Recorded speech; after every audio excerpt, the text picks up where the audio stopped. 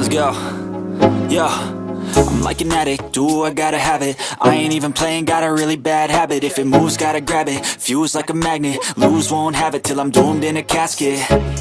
I ain't playing, got a weird mind. If you work 8 hours, I'ma work 9. If the shit tastes sour, you should taste mine. I'ma stay in power for a long time. Get up, nah, I ain't a quitter. Toss me the ball, I'm a really big hitter. Big picture, I'm a straight killer. Rising the song to the highest bidder. Got juice, got gas, I'ma move fast. New shoes, new tracks, like who's that? I'm new, come back, better than last. Yeah, it's a new me, never gonna look back. Never gonna look back. Cause damn, I was built to last. You move slow and I move fast, and that's facts. Only I can make a change. Slowly take a step today. I will never be the same, cause that's what it takes. All right, guys, let's go. Saturday, May 4th. Let me know if you can hear me okay in the chat. Give me a thumbs up or something. We're going to bring some guests on. At least for sure, Mediocre is going to be joining us tonight. I did call Massalorian. No answer. Johnny, let us know if you're alive, buddy. Scott Gray, good evening. Jedi Master Jay, good evening. Mediocre, once you're set up there, give me a thumbs up in the backstage. I wonder if we'll get backstage Ryan Cohen joining the chat tonight. Let's see. We're gonna bring Mediocre in here. See how his weekend is going, and I'll catch you up on mine so far. We'll talk about some trades that we did last week and a lot of things that are on your mind and our mind for this coming week. Without further ado, Mediocre Trader, also known as the Monkey Tamer.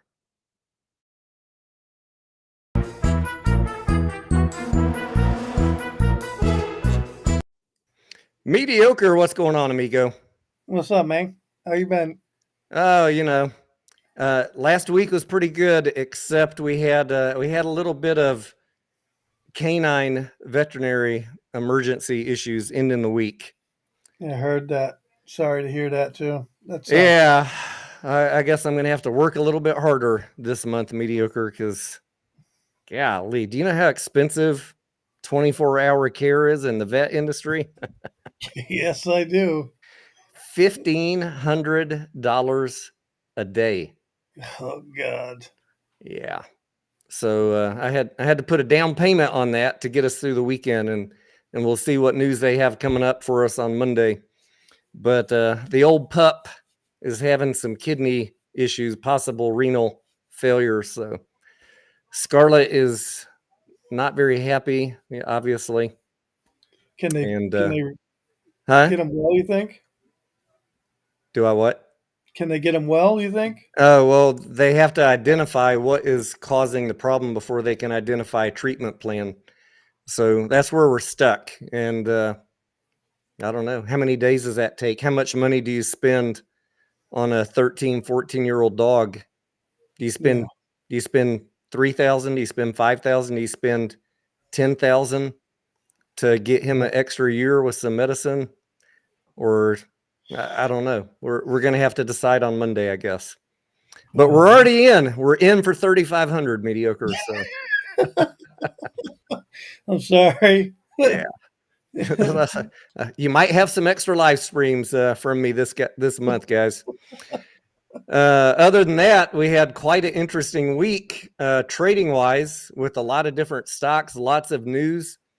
GameStop pushed up. We got news on DJT. We got obviously AMC earnings coming up.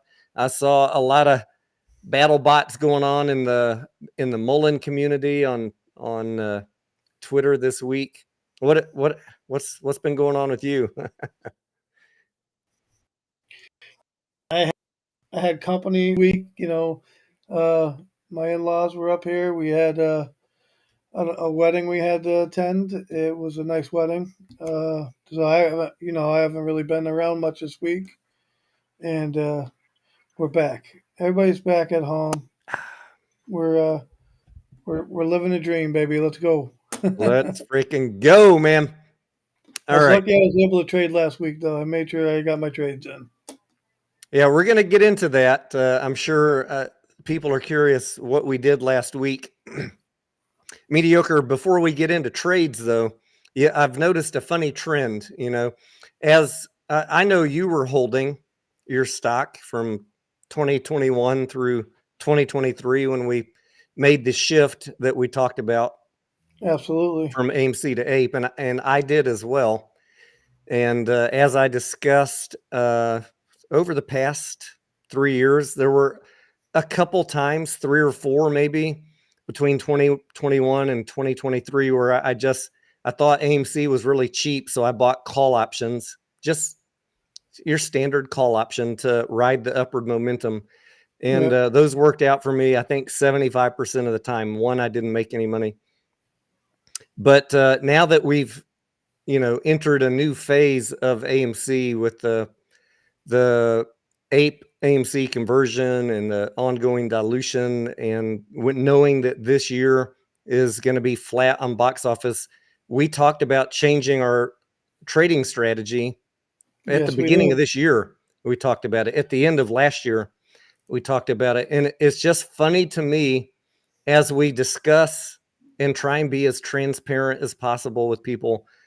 Now I hear them, oh, Tony's talking about selling covered calls or selling cash secured puts. That means he's been doing it for the last 3 years. That's not true. That But is okay. absolutely not true. I held, along with everybody else, my shares from 2021 into losses on those shares in 2023. I was fortunate that I had made a lot of money before YouTube days with call options in June of 2021, right? Long before I started on YouTube. So I'm in the enviable position for some that I will never be red on the play. Did I give some of my money back because I bought shares at 30, 40 bucks? Yeah. Yeah, I gave some back. That's the thing. I'll be honest. I'll tell you flat out. I didn't sell a single share until I knew 100% that conversion was going to happen, and there was nothing else I could do about it. It's I just, was not going to give them my fucking money. I just find it hilarious how people, the more you do to be transparent and open and honest and help people see how other people are trading something, they make these jumps, these conspiratorial jumps. Well, he's talking about this, therefore he must have been doing it for the last 3 or 4 years. Guys, if I was doing that, I would have freaking told you, just like I've been saying with GameStop since 2022. I've been telling you how I'm momentum trading. If I had done that with AMC, I would have said the same thing. So Yeah. let this freaking nut job people out there that hear you say something and, well, I don't believe it, I'm going to create my own theory. It is it's just astonishing to me, the nut jobs and the clowns that we have out there. I don't care if they believe me or not, Tony. I do what I do. I wasn't doing it then, right? And stupidly, I held this thing for a very long time. I didn't make profit on it when I should have. I could have sold. I could have sold at 72, and I didn't. So whatever. I'm not And giving them my money. If you chose to give them your money, that's your business. But don't expect me to do the same. and what I And say so, is, regrettably, I wish I was selling covered calls. yeah, me I mean, too. we're making so much money with that strategy now, and I do it on every other stock. But much like many people in this play, and I hear it every day, I'm scared to sell covered calls because what if it runs up? That's a valid concern, right? And I shared that concern with AMC 2021 through 2023. Like, what if I'm sitting out there with covered calls and it has that magic run up and I lose my shares? Well, guess what, guys? I got over it. I got over it. Rolf says he loves grape Kool-Aid, though. I got over it. I got over it on AMC, and I treat it now like any other stock in my portfolio. Yeah, me too. If it runs, yeah, I'll catch it. I'm not, I'm not worried about a short squeeze. Maybe if it happens, it happens. I'll catch the run up at some point. Maybe I don't capture the whole thing, Tony, but don't That's the worry, I'll thing. be there. I That's promise. the thing. We might miss out on, look, if something starts running, we're always up in pre-market. And like I just said on the GameStop TA video that I just put out, like how I traded GameStop last week and what my plan is for this week, I did buy GameStop on Friday to enjoy that run up, and I sold it at the end of the day. And I'm sure there's people wondering, like, why the hell would you sell it? Did you not see the 2 massive green candles? Yeah, I did. And I locked in my gains, and those gains will be forever mine. If it goes down on Monday morning, the gains are mine. What if it goes up, Tony? What if it goes up on Monday? Buy back again. Bing, push the button, buy. This is something I think nobody talks about enough in this meme stock community, that it's very easy to buy. It's Yeah, I very know. easy to buy. I don't know why people are so scared to lock You know, in gains. you know what I noticed, Tony, in this community? It's very hard to sell, though. It is, They, yeah. A lot of I don't understand that, but it's there. I don't know. so I have my GameStop chart up here. Let's put it up real quick, and please Yeah. go watch the GameStop video that I just published, because we talked about the mistakes that I made on GameStop in the past 3 weeks and how I fixed them, and I recapped. Um, I have said several times on this wedge, if it pushed through resistance, that would be very bullish, and I would be playing it if we push through. So that is exactly what I did on Friday. I've told you guys for 5 weeks what my plan was with GameStop.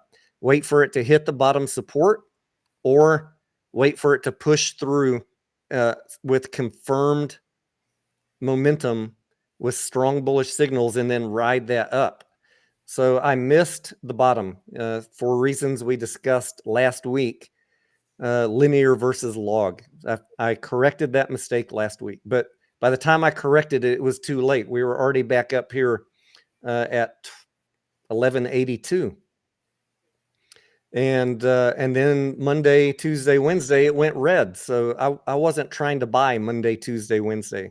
I'm either going to wait for bottom support or wait for some confirmed upward momentum. We got that for me. Thursday was not good enough.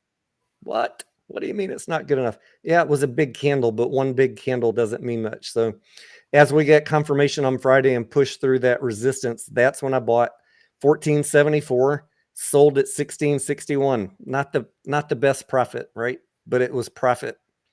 And whenever it comes back down, I'll try and get a better entry now that I got my support and resistance lines, I think, more accurately drawn. So all I do is share my journey. There have been plenty of times since 2022 on the earnings days where I've had very good trading on the momentum on GameStop. This was not my best, and I blame my chart drawing skills, log versus linear. But there's going to be, we got the entire year to play these cycles. And if it continues up next week, I'll be up Monday morning early, jump back in, ride the wave. That's what I love. It's freedom. It's absolute freedom. What are you thinking, Mediocre or Rolf? If you're in the chat, what are you thinking about GameStop? I mean, I don't usually think much about it. You know that. I don't even look at it.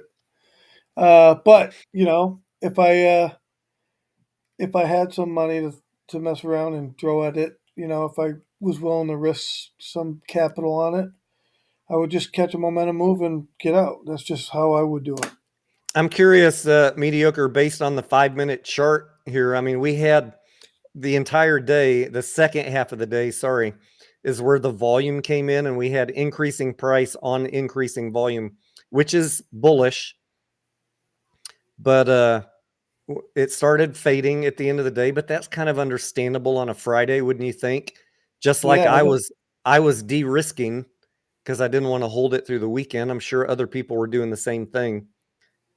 Would you agree with that? I was surprised that the market was moving that direction. It was odd. It wasn't only GameStop. Yeah, There was others. let me pull up the SPY here real quick. It kind of did the same thing. It started earlier in the day, that Yeah. upward momentum. I'm not quite sure what the heck happened. If there was some sort of economic news or something.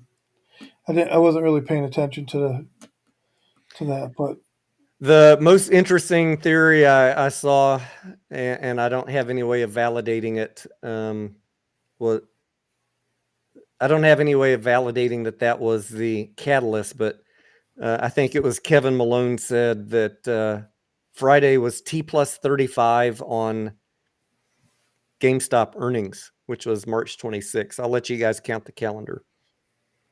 I've seen so many people talk about T plus 35 over the last 35 years. I stopped paying attention to that because I don't think any of them have been correct. But if that is correct, that's an interesting theory, and we'll see what happens on Monday. The options chain's also getting whipsawed on GameStop, and they have high short interest. So it really is anybody's game on Monday. It'll be interesting to watch next week. I'm going to see if I can make my chat a little bit bigger here. Gia Fam, good evening to you. Jedi Master, good evening. Dink, what's up? Michael Anthony, Anya, hello. Jeffrey Cardoza, good evening. Anya said she sold at 12.22. I saw you in the Discord, Anya. Sold right before that run up. I'm nice sorry job, Anya. I'm sorry you didn't get to capture the complete run up, but as we say, nobody ever cried taking a profit. That's right. A The win's main a ones- win, baby. Let's go. The main ones we hear crying are the ones that held too long and held it all the way down. And I'd like to provide some additional perspective to what you're hearing out there. And I know Mediocre is the same way, to get you guys thinking about taking profits when it makes sense to you. And for sure, what we don't want to do is hold stuff while it's just melting down. If we love a stock, then we try and identify when it's safe to buy in, depending on what's going on with the stock or what's going on with the chart or what's going on with the market or a combination of all of those things. This mindless, I'm just going to buy one share every day, no matter what. All right, that's one way to trade. But I'd prefer to try and execute the best possible entry, and then go a little bit heavier. And those that are in my Discord kind of know my style, because I talk about my trades in there.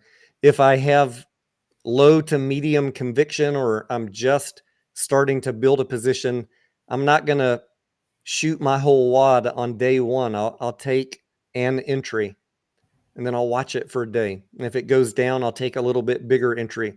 But it's got to first be at the point where I identified for myself as the mostly risk-free entry. And then I'll step into it. If it starts going up, if it's still in my zone of safe entry, I'll keep buying. If it goes down, I'll buy a little more. But it's not a mindless entry, if that makes sense. I'm looking at the chart. I'm looking at the financials. I'm looking at the market. All that melange together to decide what is the right entry. So, Tony, Rolf asked me a question. He's doing a poll in the Discord. All right. Should we do a poll in my live stream too? Yeah, might as well, right? Let's What's the ask poll? everybody. What's the poll? Let's set it up. He wants to know what people think if next Friday's close, the Friday right after earnings, if it closes over $3.30 or below. Will AMC close this coming Friday over or under $3? $3.30. $3.30. All right. Give me a second, guys, and we'll get the poll up there. Over or under $3.30. We're gonna get Why 330, Rolf? What is that your options plus is that your strike price plus options premium? He wants to check sentiment on what people think. Is he trying to decide his option play for next week? Nah, I think he's already got one, to be honest. All right, the poll is up. Give us your thoughts. He said because that's the current price. Oh, okay. All right, let me pull up the AMC chart. Let's shift this conversation over to AMC for a second. Earnings is on Wednesday, May 8th. It is currently trading at 330. Okay. And let's zoom out a little bit here. We had the dip to 238, what mediocre often calls the dip before the rip. I'm just kidding. He doesn't call it that. just trying to make him laugh. We had this dip on April 16th to 330. We ran up and 238. Sorry, we ran up. And then why did we come down on Monday? I forgot. Why do we have this fall on Monday, mediocre? Oh, because we had the earnings come out Oh, early. yeah. We had the earnings pre-release on Friday. Yeah, pre-release earnings. After hours, and then we got the market reaction for 2 days. We bottomed out at 289 this week and then ran up. So, all right. So that's our recap of what happened last week. We had earnings pre-announcement from AMC on Friday after hours. We got the initial market reaction. Everybody was running around hair on fire. Like, why is it going down? It was a beat. And I'm just going to recap to those of you who don't check in with me every day, my thoughts on that. And you don't have to agree. This is just my thought. And mediocre, I'm curious your thoughts too. But it was a beat. It's going to beat expectations, but it's still negative earnings. And we still have the overhang of dilution. We're 40 million into $250 million. We don't know when he's going to be done. And we don't have any resolution yet on the debt restructuring. And on top of that, this year box office is expected to be flat-ish relative to last year, which means unless something changes, this year will be a net loss for the company for the year. So that's my 4 reasons why the market was like not as excited about the beat on bad news. I call it a beat on bad news. It's good to have a beat. I'm ecstatic about that. They blew away even my expectation for Q1, but it's still got a lot of cloudiness, haziness in the play, and it's still a loss. So Yeah, there's a lot of skepticism still on, and so a loss is a loss. They're going to try and take advantage of the bad news. That's just how it works. that's how they do. That's how they do. These people with money that are short in our freaking stock. So it's up to AMC to change the sentiment of the market, or it's up to Hollywood to deliver some movies that send us, into profitable territory. We got some interesting ones coming out starting next week into the end of June. I think Q2 is going to be not the best quarter we've ever had, but it's going to be certainly a lot better than Q1. I'm estimating domestic box office somewhere slightly over $2 billion, maybe 2.1, 2.2, 2.3. If we're super lucky, it just depends on how these movies perform the second half of May and June. And then we wait and see if we get any news from management about the debt restructuring. There's raging debate if it's going to happen the first half of this year. The more pragmatic people like May, Markets with May, says she's still saying it's too soon, Tony. They're probably not going to do it till the end of the year because of interest rates. She could be right. She could absolutely be right. My gut feeling is that they will do it in the first half of this year. But hey, I've been wrong before, mediocre. You know that. Yeah. Me too. I'm okay with it when I'm wrong. People make mistakes. I'm only human, Tony. Oh, Sparky says we also need details on why the cash burn was 250 million. Excellent point. Sparky, my thoughts on that. I mean, it's really could only be two things, right? CapEx or debt.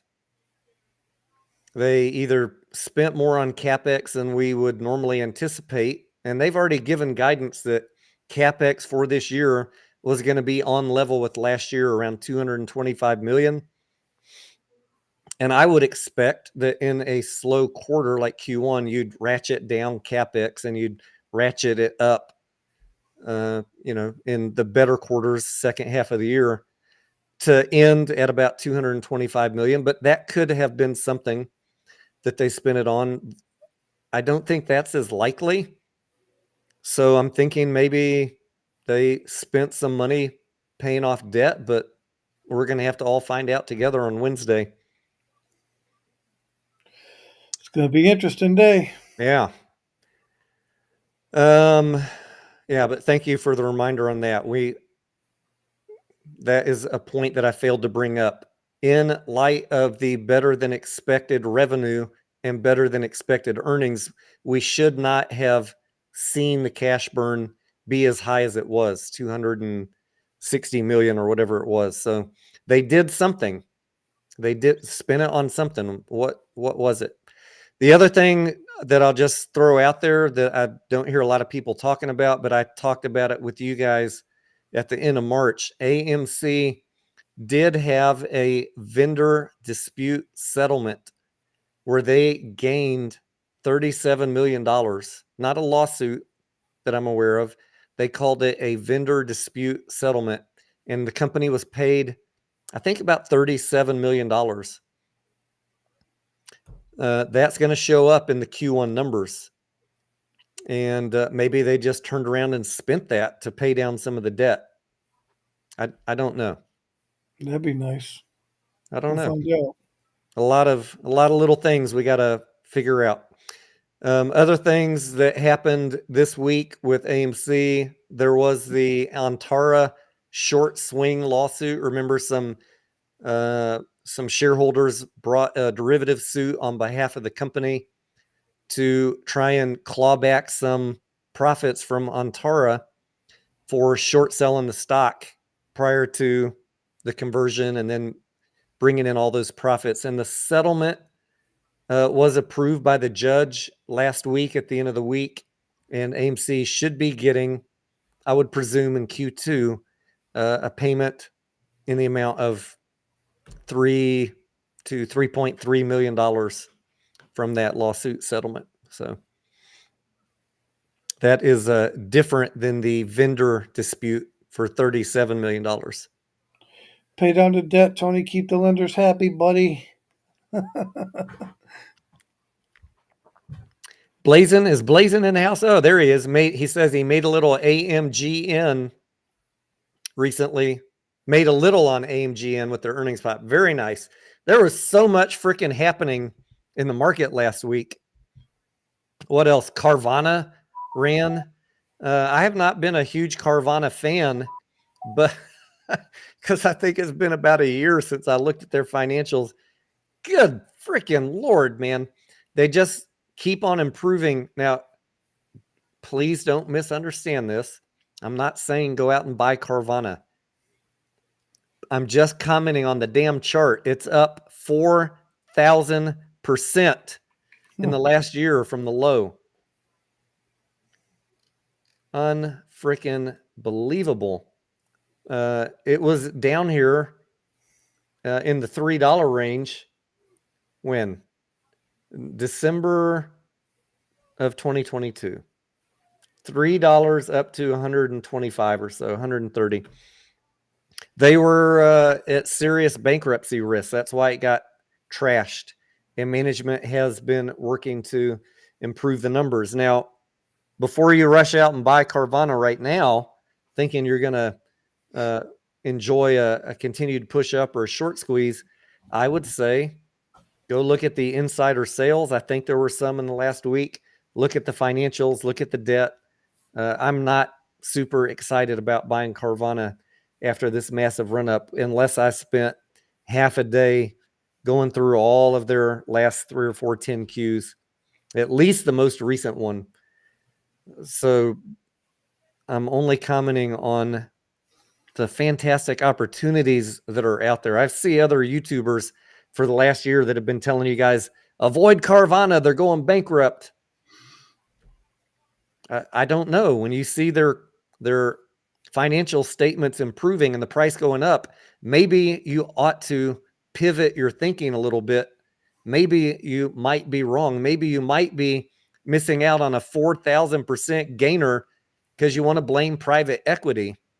I mean, I was scared of Carvana. I won't lie. I I'll was not too. That's tell why you I why. didn't buy it. But if I had been paying attention, and I just wasn't, if I had been paying attention and looking at the quarterly, Yeah, I it haven't talked wasn't about even. Carvana. There's Man, I other never looked channels at it. that talk about it every month and tell you how awful it is while their financials are improving and the price is going up. That is just bad DD, in my opinion.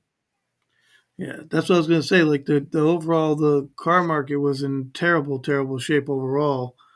And I was surprised, especially the used car market was what was bad. But I still I hear was it's bad. I mean, what the heck are these guys doing? What I have they, don't know, Tony. you know what they're doing? I listened to the YouTuber that hates them. He said they're marking up their cars and they're making fat, obscene profit margins. Great. That's why the stock's going up. He wants to hate on them for that. That's what you should do if you're able to do it. But Before they were concerned they weren't going to be able to get the money for the cars they had. That was part of the problem. yeah, more power to them if they're able to make some fat profit margins. But now that you've had this massive run up, you should be a lot more worried. Now is the time to be worried, I think. Yeah. You know what? We should look into it a little bit into the financials, Tony. It might be an interesting video, but I'm afraid if I looked into it now, the risk versus reward, the risk has gone up as the price has gone up, and the reward's probably been flattened. But yeah, I mean, mediocre. It's worth a look to see what is their sentiment going forward. I think that they published bullish sentiment. So yeah, maybe we'll take a look. Yeah. Blazin says, please do a video on Intel. Okay. Yes. That's been on my list. I've been trying to stay up to speed on the EV companies. And I said the next thing I was going to talk about was all of the semiconductors because I need another industry to start covering, but I can't ever freaking catch up, Blazin. I spend all day here chatting with you guys and trading, and then I try and get some videos in and some live streams, and I can't even keep up with the stocks that I'm covering. But I do want to get into that. And I see people asking about Fisker. A lot of the EV companies we've been covering are going to go by the wayside. They're going to go bye-bye. Fisker is not in great shape. And I think they're trying to sell off their company. So we'll see. It's unfortunate. But, like I said a year or two ago, 80% of the companies look left, look right. Those two guys aren't going to be here in a couple of years. And Fisker won't be the last one. Mullen will probably be the next one unless they got some surprise for me that I don't know about. I'm anxiously awaiting their earnings. And by the way, speaking of anxiously awaiting earnings, Hycroft's coming up any day now. 5-6 is what it's saying here. That is Monday. I'm not expecting, Hycroft's not mining, so really what I'll be looking for in their earnings call on Hycroft is guidance. When are we going to get the pre-feasibility plan? When are we going to know if Hycroft is going to become a viable mine? It will be, guys, probably several hundred pages, this pre-feasibility study. It will have all the economics of the mine at various metals prices, the internal rate of return, when it'll have all the construction, all the permits, all the timelines. When we have all of that, then we'll know if Hycroft is going to be a play or not. So I'm anxiously awaiting to hear what the news is on that. If Ms. Garrett has any updates on the pre-feasibility study, and I do not have a position in Highcroft while What's I'm the waiting chart on look that. like, Tony? Huh? What's the chart look like? The chart's been following the metals prices. Well, that's a plus for the company then. Yeah, it's been trending down, but over the past couple weeks, as gold and silver have gone up, the price went up, and it's been slightly negative trending for the past couple weeks. But nice push up with metals prices. Yeah. It's They not do have terrible. Smack they've right got a back lot in of the they've next got a lot time. of ore in the ground, right? So that is almost by default increases the potential value of the play. But ultimately, we got to hear the plan to get the metal out of the ground, and can they I do it agree. economically? The higher gold and silver go, the more likely they can economically get it out of the ground. So that's good. We'll take it. As an AMC investor, I'd like to see them do something with this, but for me, the outcome is still uncertain. The higher gold and silver go, the longer they can stay high, the more likely Highcroft could be a success. So we'll see. Tony, there's a big bear in your chat. A big bear, Dan the man. Hello, Governor. What's up, Dan? He's got a fur. Dan's got a furry back. I seen it. We don't like that guy. We don't like him so much. How you doing, Dan? Thank you for joining us. What time is it over there? It's like 8, 9. It's like 2:49 in the morning over there in the UK, Dan. Do you sleep? Do you ever sleep? Do bears even sleep, Dan? Yeah. He's probably out there looking for more stocks to attack at night because he's hungry. Michael Anthony says Neo, GM, Ford, and Lee Auto all going to sell off, which even KHC, I don't know KHC, was down, and Monday market should be down. Oh, Kraft. Okay. Yeah, the main one that I'm focusing on right now in the EV sector, to be honest, is Tesla. Golly, man, the hits just keep on coming. And I don't necessarily mean in a good way. I heard, you guys probably heard that they're not on top of the layoffs that they did on my last my last Tesla update a few days ago. Now I hear that they're laying off their supercharger staff, cutting back on all their nationwide supercharger rollout. Anya, is that the news that you were asking me? What should you do with Tesla? I need to spend tomorrow getting up to speed and do another Tesla update video, but I did not buy at 138 because I was thinking with the first bad news that we had that we could see 100. This is my Fibonacci chart on Tesla of where I'd like. This was my last buy-in back in 2023, sold in the run-up, and I've been waiting a year and a half to buy back in.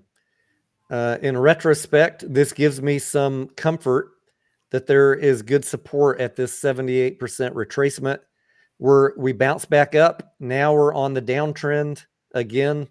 I might start buying here next time. I was just thinking it would crater to 100, but it didn't. So I might take a little bite, gingerly, at the 78% retracement if we come back down. Massive. I saw some Tesla options traders just killing it on these gap ups. So freaking fantastic if you got the balls to do that. It's a lot of money, man. I know. It's a lot of money. I've done a little bit of Tesla options trading, but not here recently. And not super successfully. Not super successfully mediocre. Yeah, it moves too much, man. That's scary. It can hurt you real quick. Yeah. If you guess wrong. Anya says Tesla is delaying their supercharger thingy. Yes, exactly, Anya. Musk made the trip to China to raise the price of Tesla. Yeah, I need to catch up on all that news. I saw that he was in China, and China is going pedal to the metal, so to speak, on EVs too. Mark says we have updated our future vehicle lineup to accelerate the launch of the new models ahead of our previously communicated. Yeah, the cheaper model, right? They said sometime next year, right? And the robo taxi supposed to be some news in August. So a lot of moving parts in Tesla. Hard for me to guess what's going to happen, and I don't like gambling. I'd prefer that it just be horrible news, and it tanks, and I get a really cheap entry. Then he fixes it. That'd make me feel a lot better. But we'll see. Maybe I'll try some swing trading. AMC. Let's talk about last week. Mediocre. Oh boy. Oh boy. All right. You gonna tell them what happened to you? Yeah, I'm going to tell them what happened to me, mediocre. All the busybodies want to know, what is Tony doing? Let's go through it. As we talked about at the beginning of this year, 2024 for me is a year of volatility trading only for AMC because the box office is flat. I'd like to be in the stock ahead of any good news, but lacking any good news, I'm going to, just like I'm doing with GameStop, try and buy the lows and sell the highs. And I've already done that. I've already been in and out of the stock twice since the reverse split. The first one, we made about a 40% run up. After that drop, after the reverse split, I bought in, sold right before the earnings and made about 40%. Waited for the drop, bought back in. And then the second time I had to get out, I think, was just a couple weeks ago when I told you guys that well, at least in the Discord, I told you that I think they're going to dilute. When was that, mediocre? March 27th, right? Yeah, they did the And next day. so I sold that day. I wish I would have made a video, but I just didn't want to deal with all the I wanted you to be negativity. wrong. I didn't want to deal with the negativity if I was wrong. So I sold. I notified people in the Discord. I notified everybody that I talked to. I said, I might be crazy, but I think they're going to dilute because I'm doing cash burn analysis and this doesn't look good. And I sold. And then sure enough, after hours, we get the dilution notice. So I was not happy that day. I know you weren't, but I was able to preserve my capital I and know. buy back in below $3. And for the last 2 weeks, I've been selling covered calls on that to lower. I got in more than half of my position selling cash secured puts. So I was already making money. I got an entry at 3. I bought some more shares below 3. Sold covered calls all along for the last 2 weeks, lowering my cost basis, keeping it below $3. And this week I decided to get a little, what would you call it, mediocre? I don't know. I mean, A little too cocky. yeah, maybe that. I wasn't playing around with you guys. So we all discuss over the weekend and into Mondays what our plan is, and we all have a general sense of what we're going to do, but not everybody does the same thing.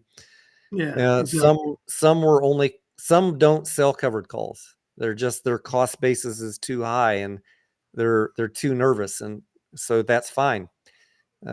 Again, we don't give instructions. We're just discussing what we're doing, and everybody, has to look at their own cost basis, their own risk tolerance, their own familiarity with trading options. For a lot of people, it's just not something you should mess with because you're probably going to lose money if you don't know what you're doing.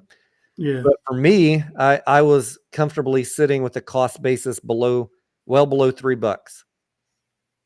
And on this downtick Monday, well, before I say what I did, some people that were selling calls sold them at $4. Mm-hmm. Some sold them at 350. Mm-hmm. I said, I'm gonna fucking go for the gusto mediocre. I'm gonna get the fattest fucking premium that I can for the week. And You got it. I got it. I got fat fucking premium selling $3 covered calls on my entire position. I was mitigating my risk last week. I sold calls only on half my position because what if it ran up? I wanted to. Anyways, this week I was like, I'm going for the gusto, selling them on my entire position. So that put my break even at about 320, break even for the options trade. Since my cost basis for my position was well under $3, anything over that is profit, right? But for that options trade, I wanted it to close right under $3. And if it closed anywhere between 3 and 320, the options trade was still a good play, but it closed at 330. So what does that mean? That means I left 10 cents on the table, right? Mediocre. Absolutely. I left 10 cents on the table. Like if my shares will get called away. I lost all my shares on Friday at $3, but I made 20 cents extra a share. So I got out of my position essentially at 320. Left 10 cents on the table because it's at 330. What will I do Monday? I don't know yet. I could buy back in Monday. But I also have to think about, and if I buy back in at 330, that's not a big deal. This is what I want to teach you guys, the empowerment of having the freedom to, hey, guess what? I can just buy back in the next day. It's not a big fucking deal.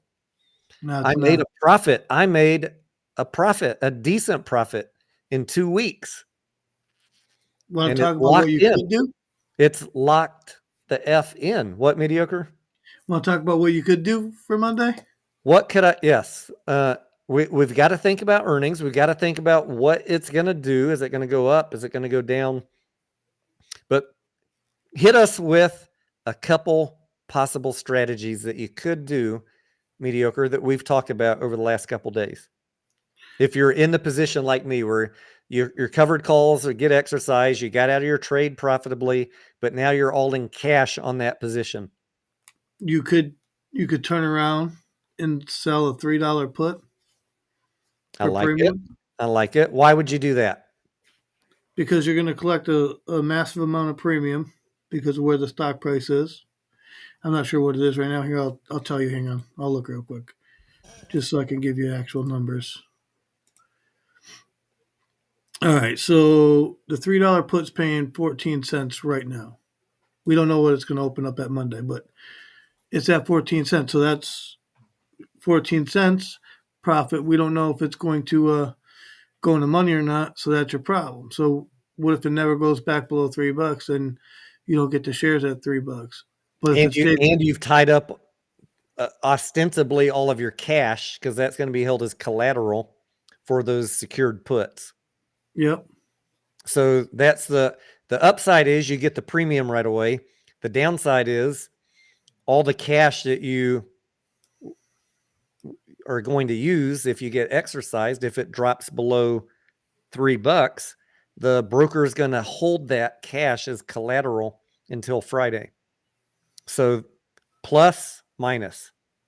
What's another strategy? So option two would be to sell the 350 put, which could get you the shares, and that's in the money, and that's paying 44 cents premium. Of course, the market's not open, but you know. And then if there's bad news on Wednesday, well, not bad news, but if it doesn't react well to whatever's said on Wednesday and it drops to $3, I'm going to be buying at 350, but I made 44 cents in premium, so I'm basically buying it like You're even, 306. baby. Huh? You're even. Because you sold for what, 312? 320 essentially. 320. Okay, so that's 20. That's 64 cents premium. So you're And still under $3. gotcha. All You're right. And then the third option that we discussed obviously is just roll the dice, keep your cash liquid, and try and buy some back in on a dip. But Rolf said anytime we want to do a show, just on options, he'd be willing to do it too All with right. us. I need to Just so you freaking get that first training video out, the one we did 3 weeks ago now. know. And then we'll do part 2, Rolf. Yeah, the third option is just keep your cash liquid and see what the price does. If it starts running Wednesday after hours, then, join the fun. And if it tanks, drops down to 280, just buy it at 280. 230, 240. I mean, I really don't know right now, Mediocre, what I'm going to do. What would you guys do? Who's my other frequent options traders? If it was not a earnings week, absolutely I would sell cash secured puts without hesitation. And that would be my bullish strategy because I want to buy back in, but I want to collect money to buy back in. This whole thing, the fact that it's a earnings week, has me hesitating if I want to do that. Rolf, what do you think? I know what he thinks. Rolf, can I give away your? I don't. I shouldn't say anything. He has something that him and I were talking about. Well, I'll just say this. Is it a super secret strategy? No, it's not a secret. It's not a secret. It really ain't. He just doesn't want to affect a part of his poll. So the poll was All based right, on.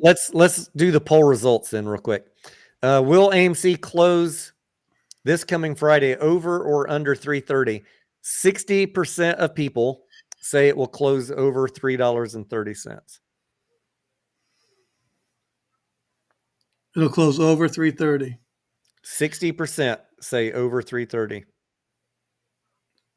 All right. So Ralph says sell puts, baby, and go ahead. It's not a secret.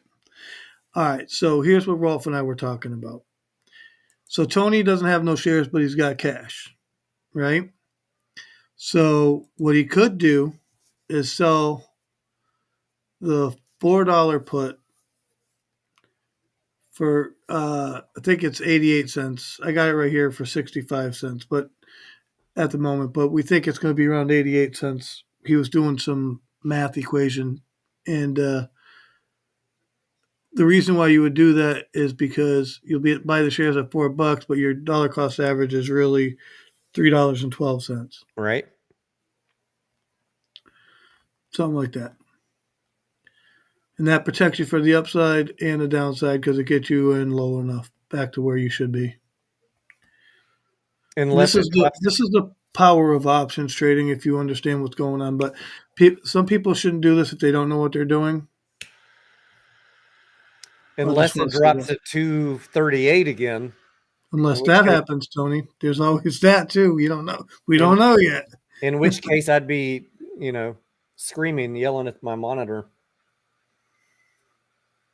That is the danger and the risk of doing options, guys. That's why you shouldn't do it if you don't know what you're doing. You got to understand all of the risks. You got to be thinking about all this stuff.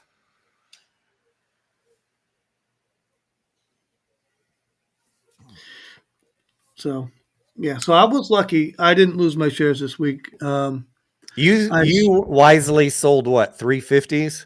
I sold half at 350 and half at 4 just in case because I wasn't certain. Now, how did that happen? Like, you're typically the much more degenerate gambler. I'm the more risk-free trader. How did we swap places last week? It was because of where the stock was trading for me. And,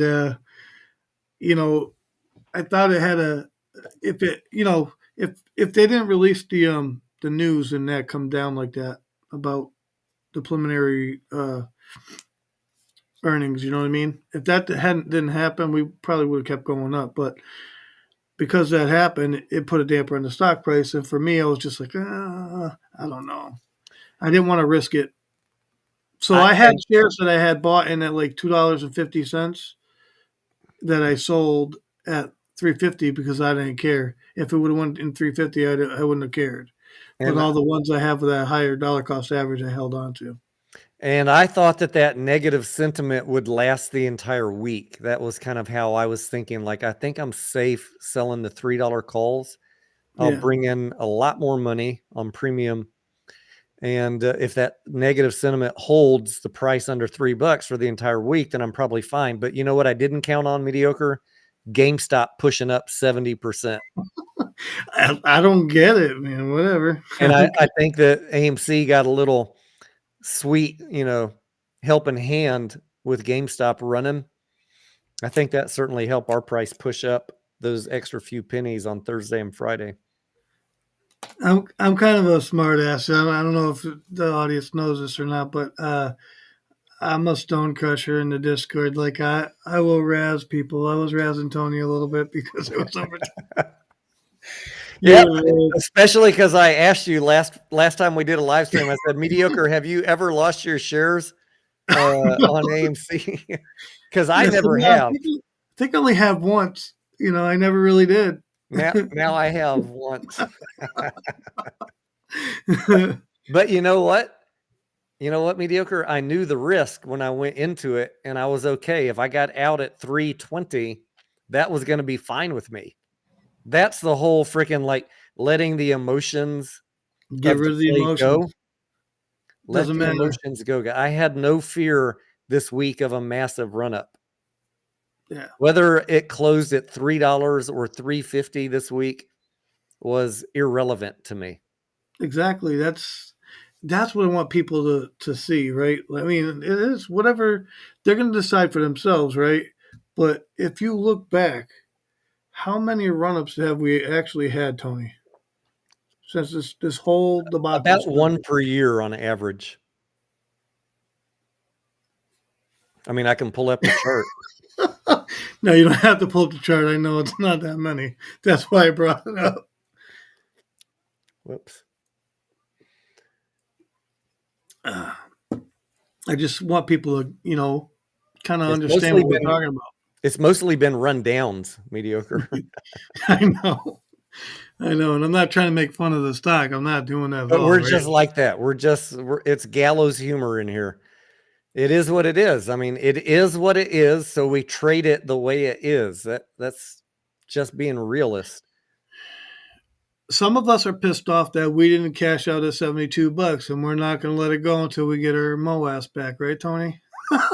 Well, I don't need to get a MOAS back. I cashed out on options before YouTube. I keep on saying that because there's going to be people saying, "Oh, I hear them all the time." Mediocre. Tony's pumping. He's trying to pump AMC so he can sell. As he pushes the price up, guys. We don't expect it to go anywhere. No, this stock has only traded down since I've been on YouTube. You realize that, right? If I'm a pumper, I've been a horrible one, first of all, because the stock has only gone down. I look at it this way. I'm providing coverage on a stock, which I'm invested in, that I'd like to see the company succeed, but they got a lot of headwinds against them, which had a very high short interest in 2021, and then things changed. And they started running low on cash. So if I'm a pumper, I'm a horrible one because the stock has only gone down. There have been a few little bubbles based on what we don't know. I'm looking mediocre here. April 2022, August 2022. I'm not a pumper at all. I just, I'm going to create my own MOAS by trading the stock. There you go. That's what we're talking about. That's exactly what we're talking about, Tony. God dang, this chart looks horrible, mediocre. I know it does. I mean, it's because I have it on logarithmic. Well, it's like we're below like 2016. Oh yeah. Well, I think we kind of knew that, but it's because I have it on log. It looks even worse. At any rate, where were we? What were we talking about? Oh, how many many pumps have we had? How many moves up? Yeah, on average, maybe one a year. Any moves of size, and the most recent one was due to that. Remember that news about the Ape and AMC settlement where the news came out and people got it wrong for a few minutes? Yeah. And AMC ran up. I don't even count that. I don't even count. I took advantage of that thanks to you, by the way. I But know. You lucky son the of a thing bitch. is with people, I just want people to understand, like, I'm not here to bash in the stock, right? But if you look at the overall community, there's so much drama in the community now. It's hard to even create a buying thing. I think, in my opinion, that's kind of what I noticed. So I try to avoid the conflict because it's just not worth it. I don't know. You see what I'm saying? Like back then, everybody was a cohesive group. It's not like that, and Oh, don't I know it, doesn't mediocre. it Don't doesn't I help know it. us. So it makes it easier for me to do what I have to do now because we can't even have a open conversation about anything anymore. Well, we are having open conversations, but nobody likes it. Yeah, that's true. We are. We absolutely are. Is Gus being truthful here, or is he pulling our leg? He says, I didn't sell at 26, been playing catch up ever since. I thought Gus was ahead on this play now. No, he is ahead now. He's just saying that since $26 he was underwater. He only just got caught up even last week. And that's the thing that I want to reiterate. We have people catching up on this play. If they're carefully listening to what we're doing or, asking questions, you can catch up. It's the sitting like a deer in the headlights, just buy and hold and do nothing. If you're not actively taking charge of this, you're not going to catch up without a miracle. Maybe the miracle will happen, but we're not waiting for that. We're taking charge of our trading like we would with any other stock in our portfolio. Anya said her husband wants to know why you're not watching hockey right now, mediocre. Anya, you tell Eric I would love to watch hockey right now, but I'm live with Tony. There was a MMA fight being shown at AMC tonight too, and I was like, live stream or MMA? And I opted to do a live stream because I got a $3,500 vet bill coming up, mediocre. Got to get those watch hours in. And I might start doing pre-market lives for the rest of this month too, by the way, guys, if anybody's interested in that. Do we have anybody else besides me waking up at 4 or 5 in the morning? I can't do it no more, man. I can't. I do it. I'm usually here, but I'm not live streaming because I don't usually feel like I'm at my best at 4 or 5 in the morning. I mean, I got to be honest. When we were going through that whole ape conversion, reverse split crap, like I was up. I was paying attention and I was not messing around. That shit made me nervous. I won't lie. But even though we knew we were on the right track, it still makes you know.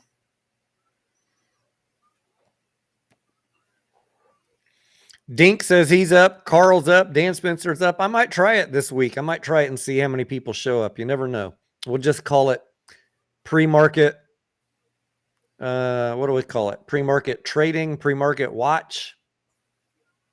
Help me come Rolf up with says he's up, but he stays in bed. Who? Gus? Rolf. Oh, Rolf. Okay. I sometimes get up, but some of these guys try to keep me up late. I know. Broke Ape says he'll be there. All right.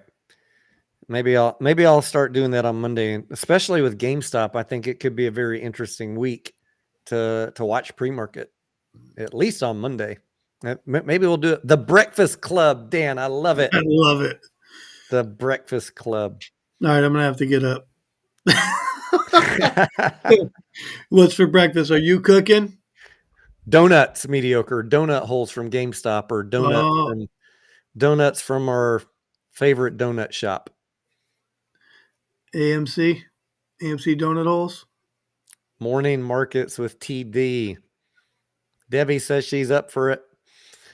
All right. I'm gonna do my best. Like I said, I really don't have any choice. Like getting hit with a huge veterinary bill out of the blue, I'm either gonna have to make it up from trading or make it up from doing some more work. Ah, boy. I'll tell you what I'll do, Tony. I'll definitely come in. I'll set an alarm. I'll come in, and if I fall asleep, just don't wake me up. I'll just leave it streaming. Just put your mic on push. Put your mic on push to talk, and don't fall asleep on the hotkey. That's right. Michael says, "I think Jimmy play is over by a chart." I just put out my video on GameStop, Michael, right before this live stream, and I don't want to be overly negative.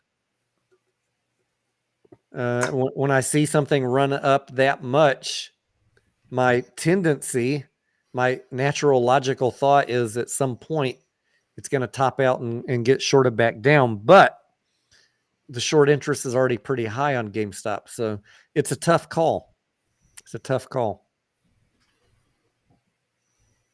Let's just say, Michael, that I will make money on it whichever way it goes on Monday. And I'll let you read between the lines. Anya says, I'd rather buy IMAX, Hershey, and SoFi. Oh, speaking of Hershey, and let's move on to some other tickers. I see y'all been putting a few in the chat. Hershey, I did buy Hershey, and at 183.56 when I put out my video to you guys. A blue chip company. Nobody watches these videos. I don't know why. A very solid company going through a little bit of hard times with the price of cocoa. I got in at 183.56 on April 15th. It's currently now at 197. And, unless something bad happens, the market tanks or the economy tanks, obviously it could go down, but I'd like to hold Hershey for this nice ride back up into the 200s again. So we'll see. Hershey got an option chain?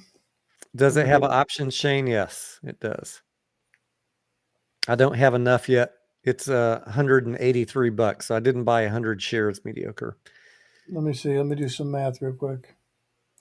The other one Anya talked about was IMAX. I did buy some IMAX on their spanking they got last week, which I don't understand why they got spanked. They had earnings on the 25th, fairly bullish. Analyst price target on IMAX, I think, is around $22. And after that earnings, they got hammered on the 29th. So I bought on this big red candle. I bought some IMAX. I know I've said that I don't want to buy more movie companies because I already own AMC, and I want to spread out my risk across different market segments. But this was just too juicy of a dip on a good quarter for me to pass on. So I grabbed me a little IMAX, and it had 3 green days after that. We'll see. I'll hold it. I'll hold it for this year, or I'll hold it up into the 21 range. If it does good this year, next year is going to be even better. So we'll take it day by day, week by week, quarter by quarter. I don't own anywhere near. Look, let's be honest. $16 to 22. It's a relatively safe play, but the reward is also relatively muted relative to the gains that I could make on AMC. My AMC position has been fairly large. But the expected reward, if you can manage that risk, is outsized on a speculative play like AMC. That's why I play it. But you have to manage the damn risk. So it requires a lot of work. IMAX, I'm not going to have to worry about. I could go to sleep at night and not worry about IMAX by the end of this year or by the end of 2025. AMC, I've got to be paying attention to it every damn day.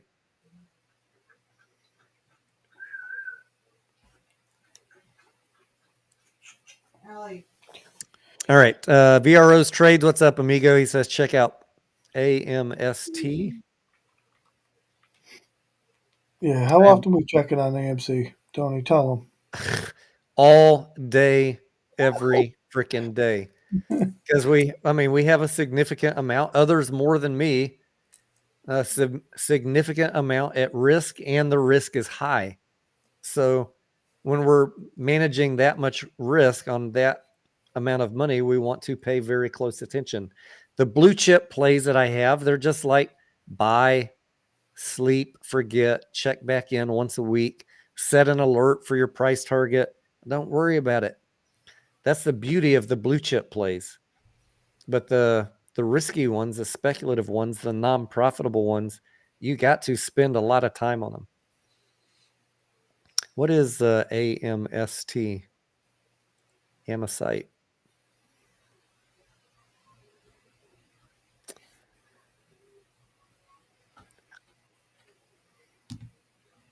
I see total revenues falling.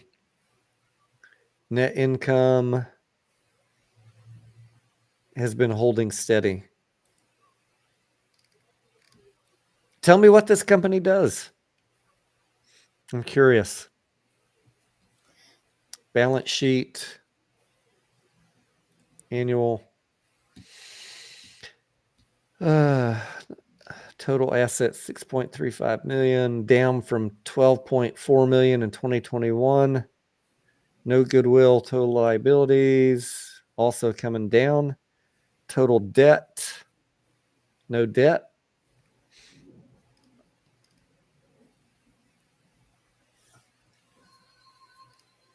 Not a horrible balance sheet.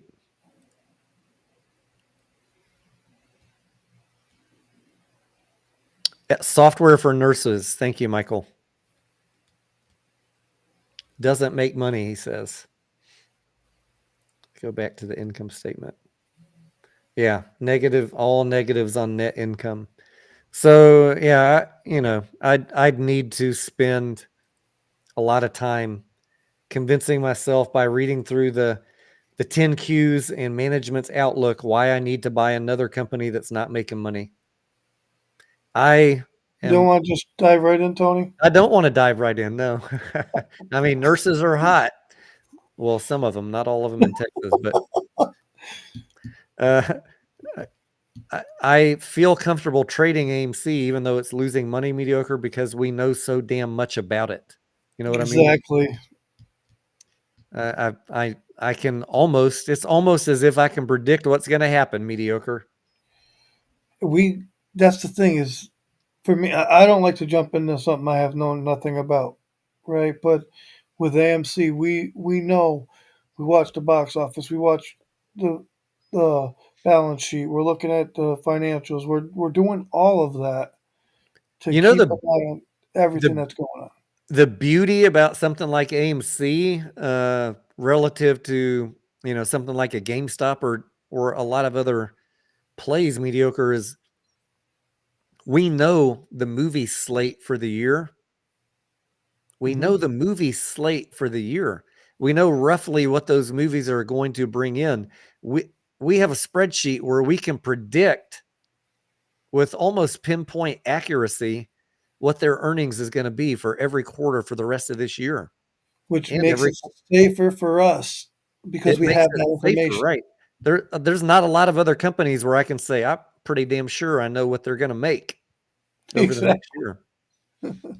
So even though it's a dangerous play, a risky play, we can minimize a lot of that risk by using the information that's out there and using our intelligence to model what's going to happen.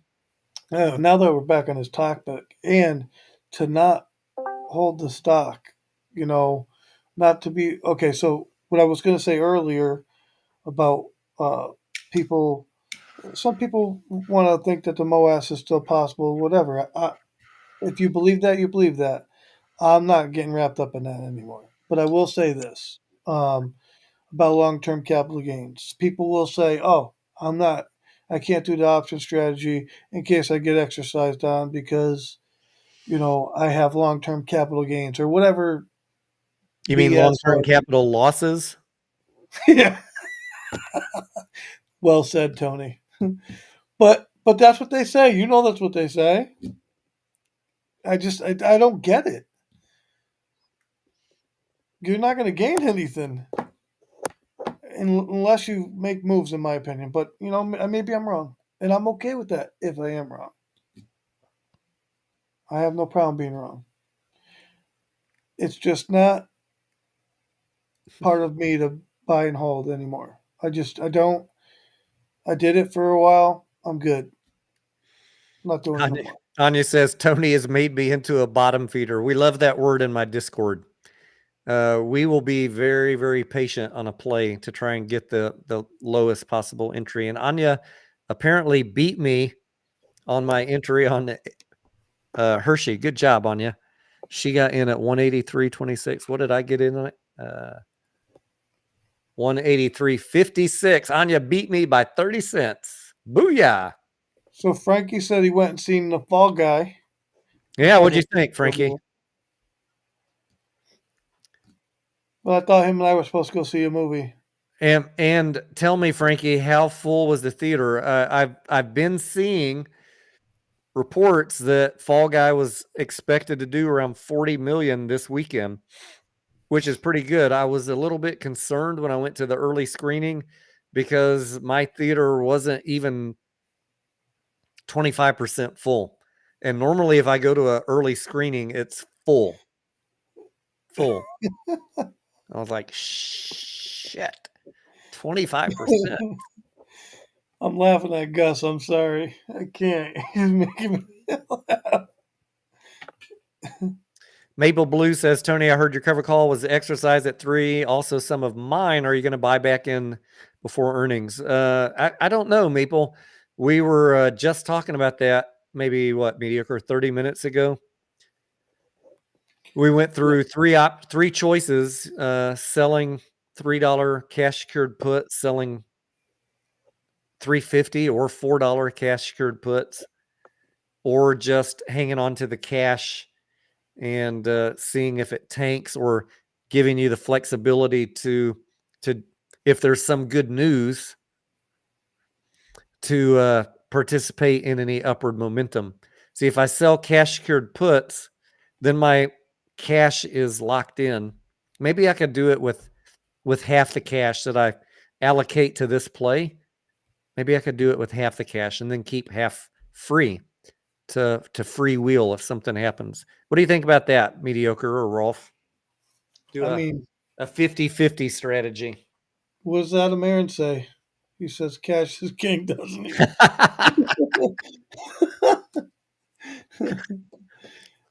I like to swing trade. So a lot of people out there, um, I like to swing trade stocks. I like to day trade it, swing trade it, whatever kind of trade I can make. I usually do that quite a bit. That's what I was doing a lot of um, before, and then but lately I just been doing, because we're at the bottom so much. I don't want to get caught out of position, so I'm careful what I do. It's just I try to think logically on what my plays are and stuff like that. So I don't know. That's what I think about it. I think keeping cash is always good if you want, but you could catch a run, exit, buy back in. You're already out anyways. Make money, buy back in when you feel like you didn't lose anything or you didn't leave nothing on the table. However you look at it, like I look at things differently. I take you guys. I got a notebook right here. See this notebook?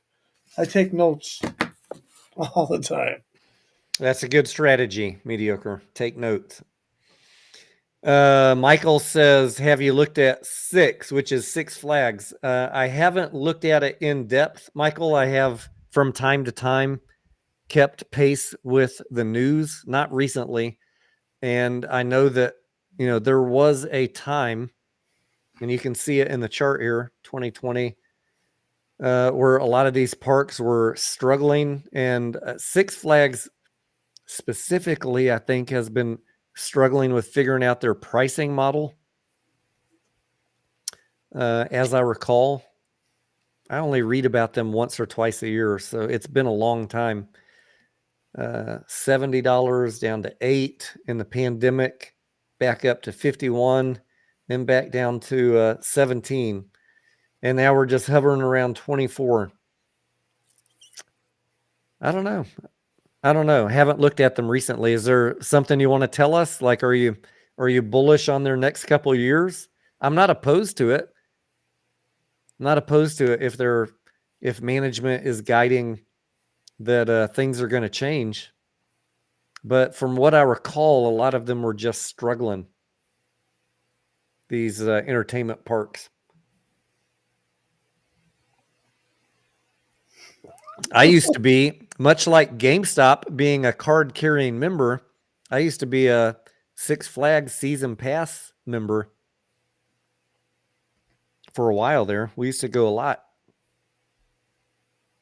Tony, Gus says if he loses 1 cent next week, he's blaming us. What's his freaking strategy? I don't know. Gus, it's Gus. Gus, what's your strategy? He's just being a smart ass. I know. His strategy right now is drinking moonshine. All right. I'm drinking tequila tonight, and I'm only on my first cup. It's only 9:30, so we got a shot of putting me under the table since it's still early, but I'm waiting for my wife to get home. She went to a yoga class, and she's at the grocery store now buying something for her rabbits. And she went by the vet hospital, the 24-hour clinic, to go visit our dog. So she should be home soon, and I'll probably wrap up sometime after she gets home. She'll tell me 5 minutes, and I'll push it for an hour. Oh, boy.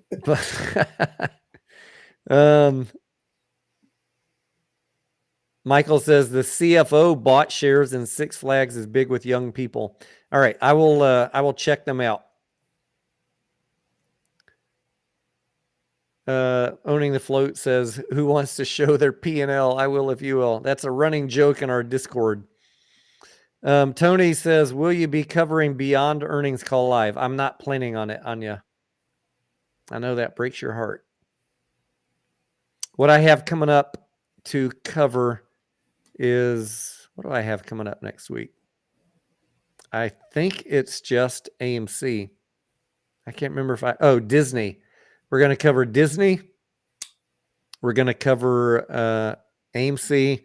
And I don't think Highcroft is going to have an earnings call, but I will be putting out just a quarterly update video on Highcroft. I think they're releasing their earnings on Monday the 6th. I wanted to talk about movies real quick, though.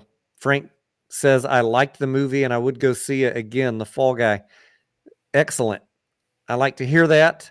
I am seeing Kingdom of the Planet of the Apes on Wednesday at an early screening in IMAX at AMC. And I just want to ask you guys, those of you that are hanging out with us patiently tonight, thank you for being here. Do you think, all right, let's go full conspiracy. Mediocre, are you ready? Let's go. You ready for some tinfoil? Let's go. Let me go grab it.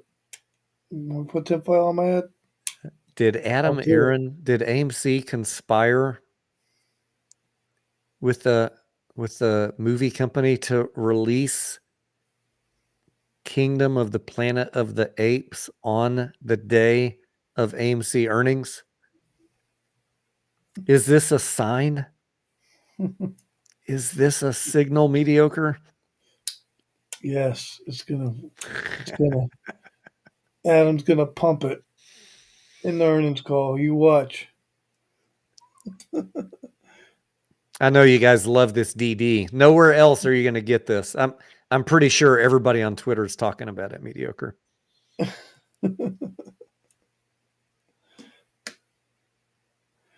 don't know, man. I'm hoping he talks about something else. I'm looking forward to something else, Tony, in the earnings call. We need to hear some good news. I want to hear Adam, you guys, be as positive as the CEOs of Cinemark and IMAX were. I don't want to hear Adam and Sean. I don't want to hear no negative Nelly talk. You got me? I want to hear what's going on with the debt restructuring. Yeah. That's what I want to hear, Tony. I want to hear survived and thrive and that we fucking survived. That's right, baby. Let's go. Tell us we're through the worst of it. And I know some of y'all want to hear no more dilution, right, mediocre? A lot of people want to hear that. I do, but I know he ain't done yet. He ain't even started selling these fucking things. What they doing?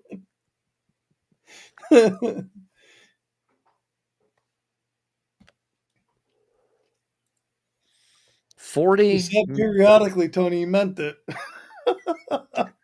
They surprised the hell out of me. I'll tell you what. We got that one wrong. We just threw out scenario 1 and scenario 2, and Adam and Sean said, "You know what? We're doing it our way. We're doing it the patient way." Your whole theory, Tony, about wanting to get 250 million before earnings. Yeah, I know. Wrong. But you know what? I'm good with it, Tony. We're okay with that. It helps me in my position. I'm good with it. You know what helps us is just at least knowing what they're doing. Thank you. Every data point they Right. can give us helps us understand what they're doing. We're just winging it, Exactly. trying to figure out without news. And now we got 2 new data points, so that's helpful. Anya says my IMAX is up 4% in a few days. You did the IMAX trade too, Anya. Good job. I like it. I got me some IMAX also. Magnetic Resonance says he definitely planned it. I love it. Mike, owning the float. How you been doing, man? What's up, owning the flow? How are you? Gus says we're rolling with Adam all the way to the bank. Let's fucking go, Gus.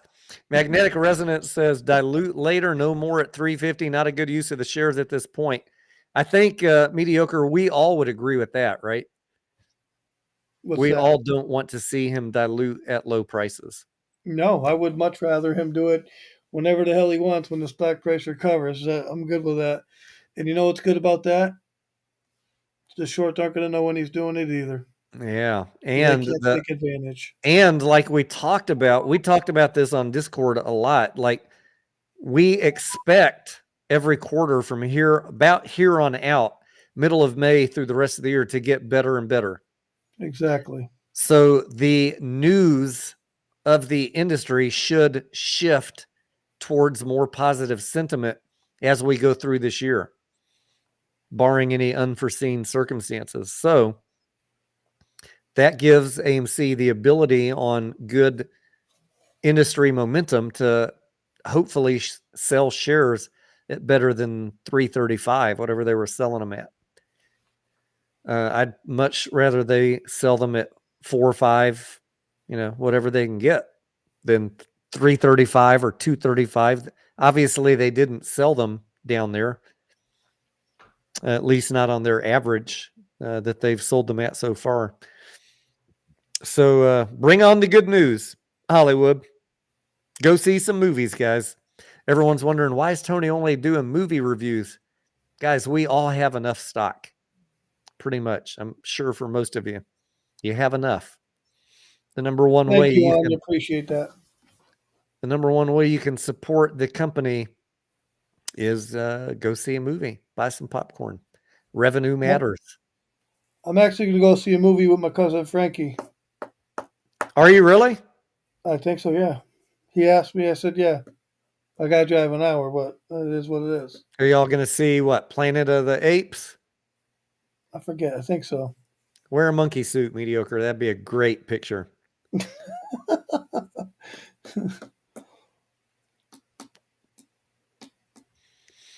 Eric says he thinks that the current projection for Fall Guy is 28 million, not 40 million. Well, that's bad news, Eric. The article I read, I think was last night, where they were saying it could be as high as 40 million. 28 million, not so hot. And like I said, I was expecting I was expecting more people at the early screening, not very happy that there weren't as many. And maybe just like this current generation doesn't know about the Fall Guy. They're like, well, what is it? Why do I care about an 80s reboot, 1980s reboot? But it is a fun movie. The other one that I was laughing at, some of the reviews this weekend, mediocre. Have you heard of this movie called Tarot? The Tarot, about the tarot cards? No, I haven't seen that one.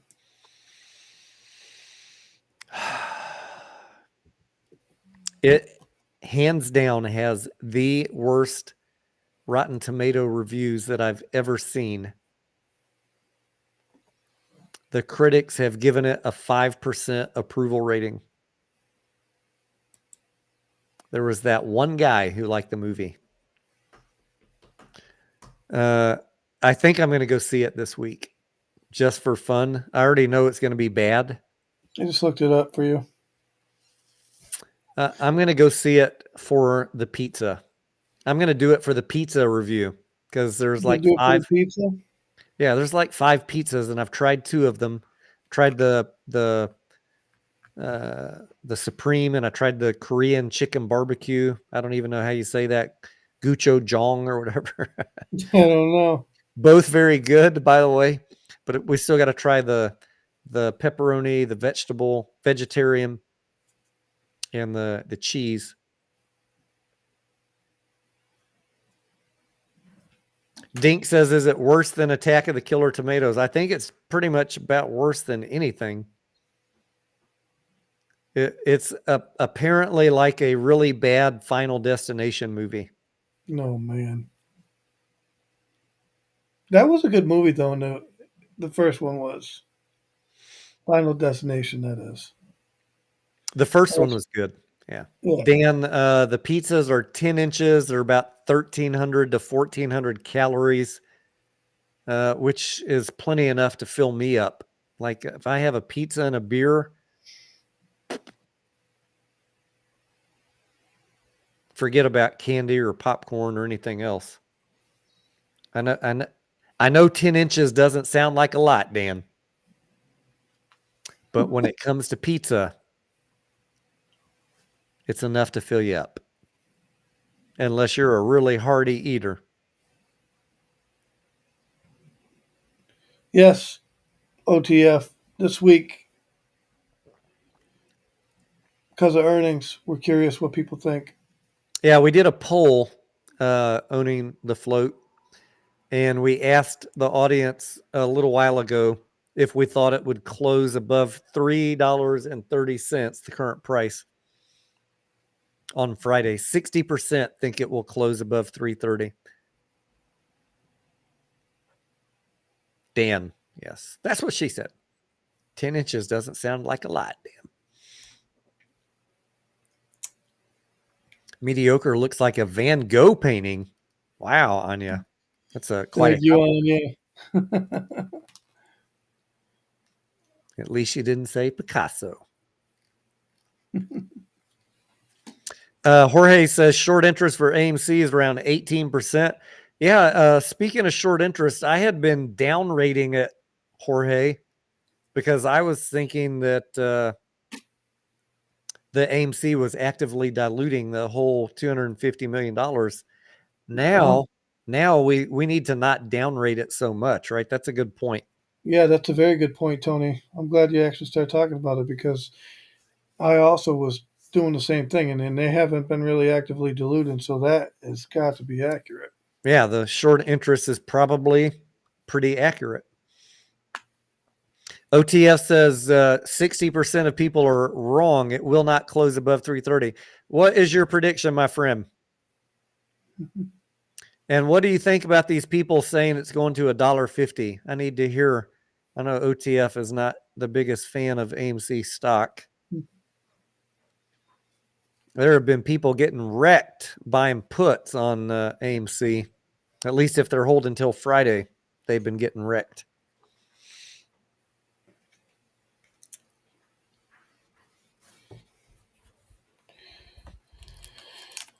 I think the earnings call will be interesting.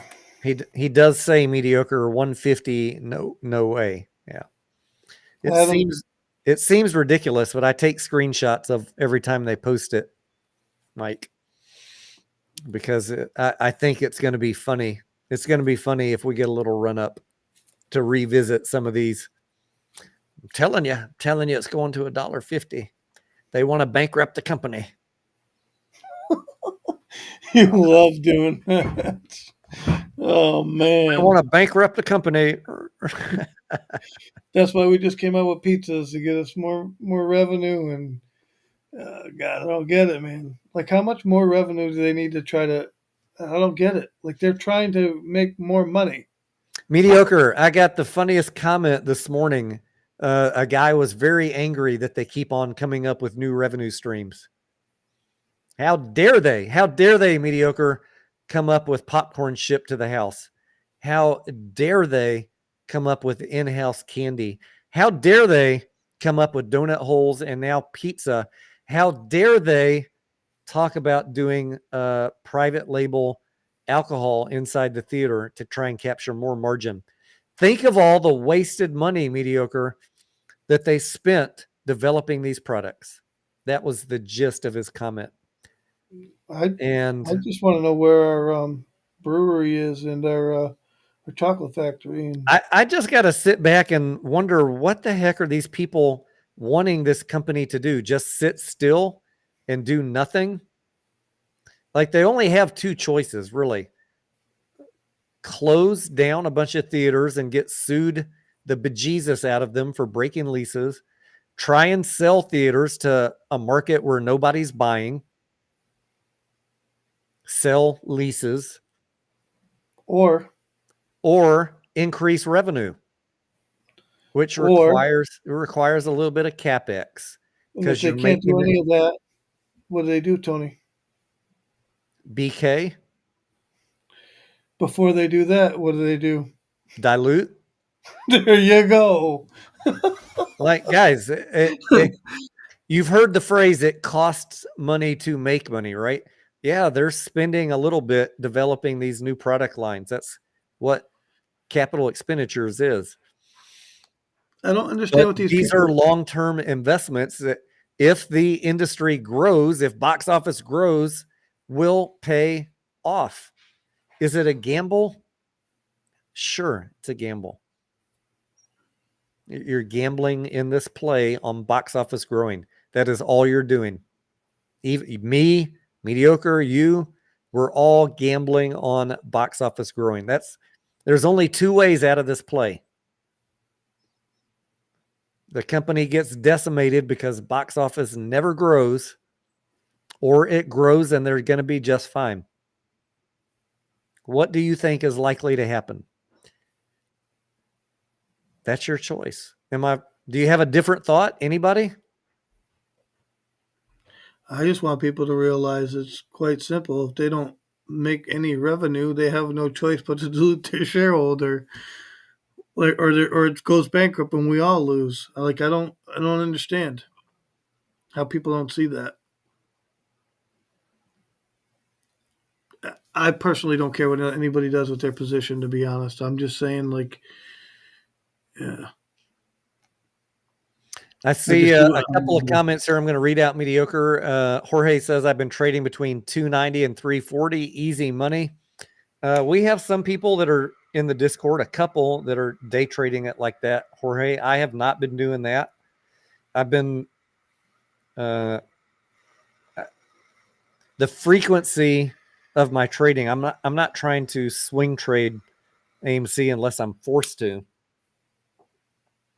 But I would sell into if there was a massive pre-earnings run up, I'd probably take some of the gains off the table. I am trying to accumulate it at the cheapest price and lower my basis through selling options, and then wait for a good run up.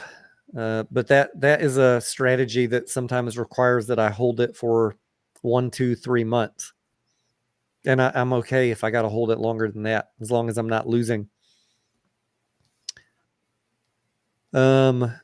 Magnetic Resonance says, we broke important technical levels with huge volume on Friday. I say we get a big pump this week, perhaps $5 to $7.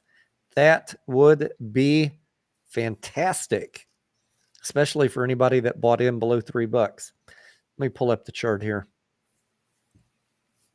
I don't necessarily disagree with this guy either.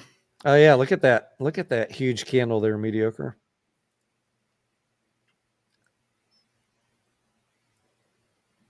Yeah, and especially if you saw what happened to GameStop on Thursday and Friday, if that momentum continues, as my good friend Richie Lavoie says, AMC and GameStop are brothers in arms. I don't know if they are or not. I do think that there is a little bit of shine effect on one versus the other from time to time. Could be interesting. People get excited. People get excited when one's running, especially if one of the other one is relatively cheap. I'll be right back, Tony. Jorge says, I wish price would get back near to 286 again. You and me both, my friend, before break to 370 and $4. You and me both. We can still hear you, mediocre.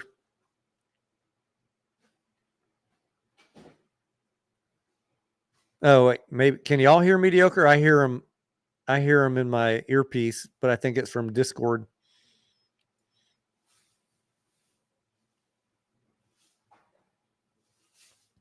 Good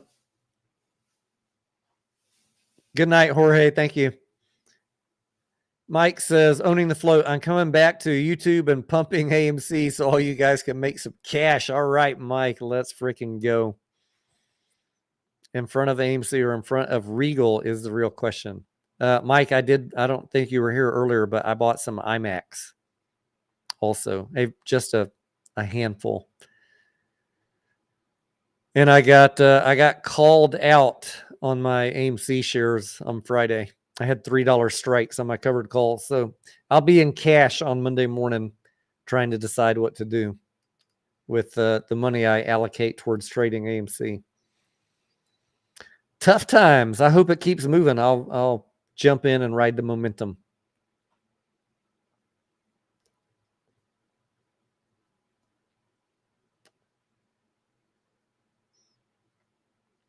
Please answer Frank's question, Anya says. All right, let me find you, Frank.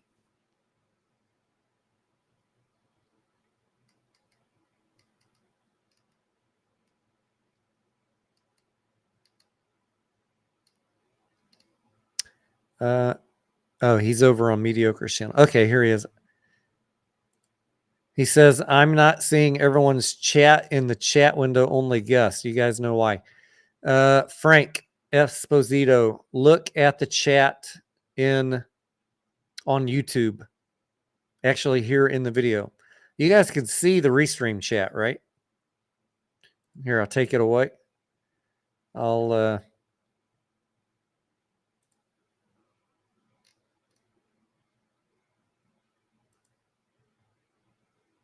take the chat away. Now you can see it. Because we have multiple people, Frank, I put the chat up on multiple YouTubers in this live stream. I put the chat up here on the screen, and you have to read it there. That way, if you're watching on Mediocre's channel, you're only going to see chats from people on his channel. But if you watch the main screen, you will see everybody's chat. Have a great day, says $1 is possible in the charts. It might be possible in the charts. Have a great day, but I don't think it's logical in terms of market cap. Muner says, I'm making a living out of selling options. Real or am I crazy? I know people that are making a shit ton every week selling options.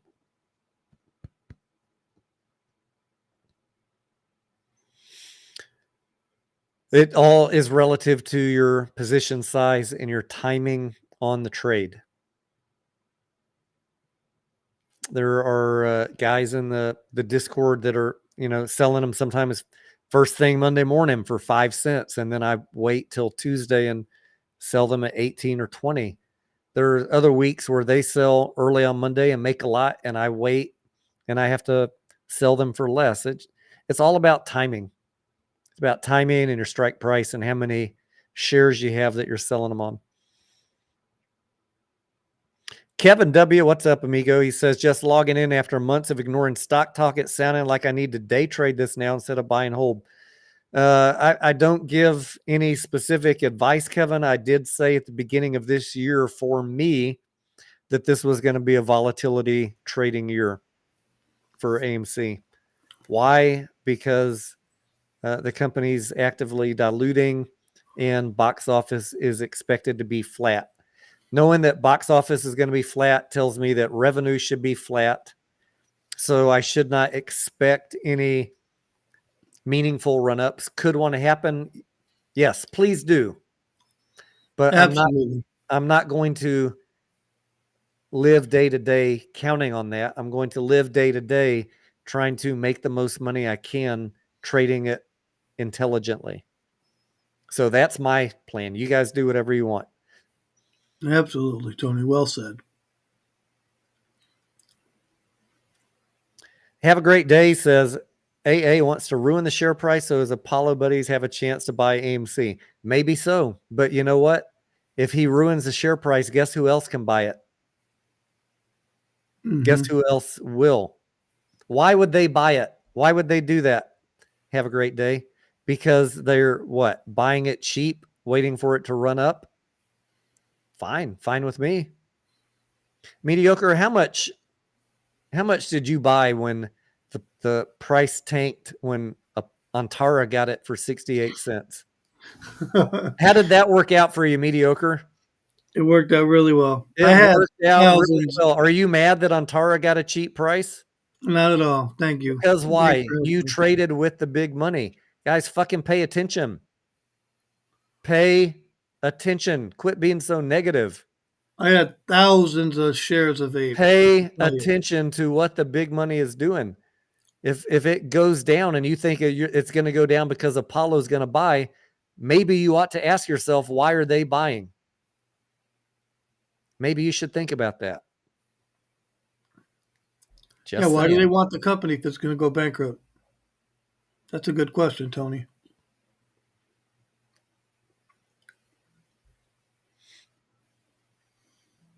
It's not going bankrupt.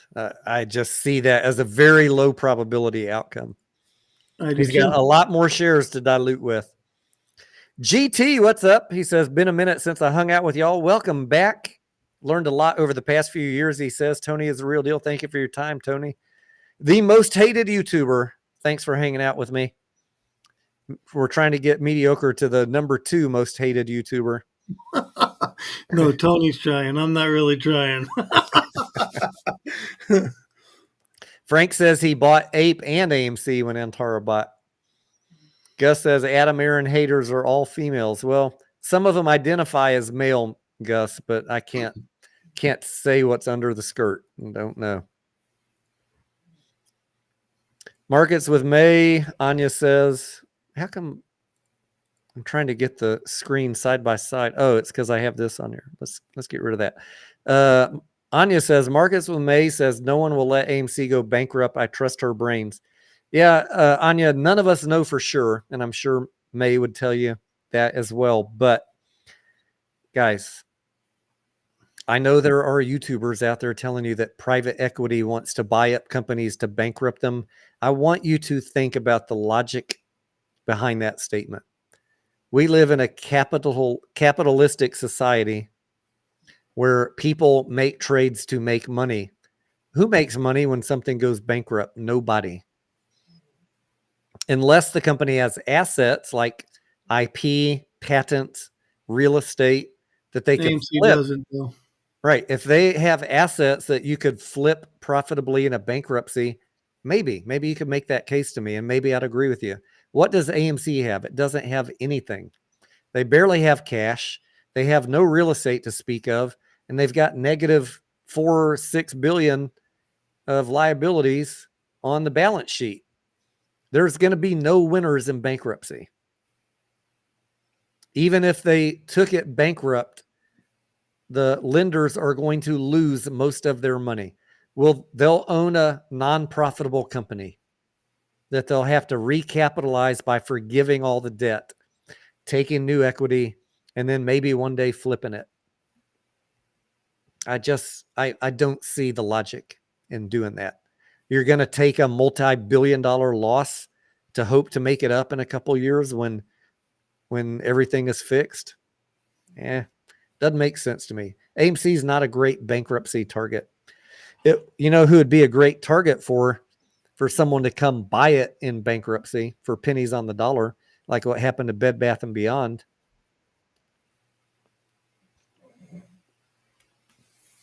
What's up, Pixie? What's up, Gorilla Gardener?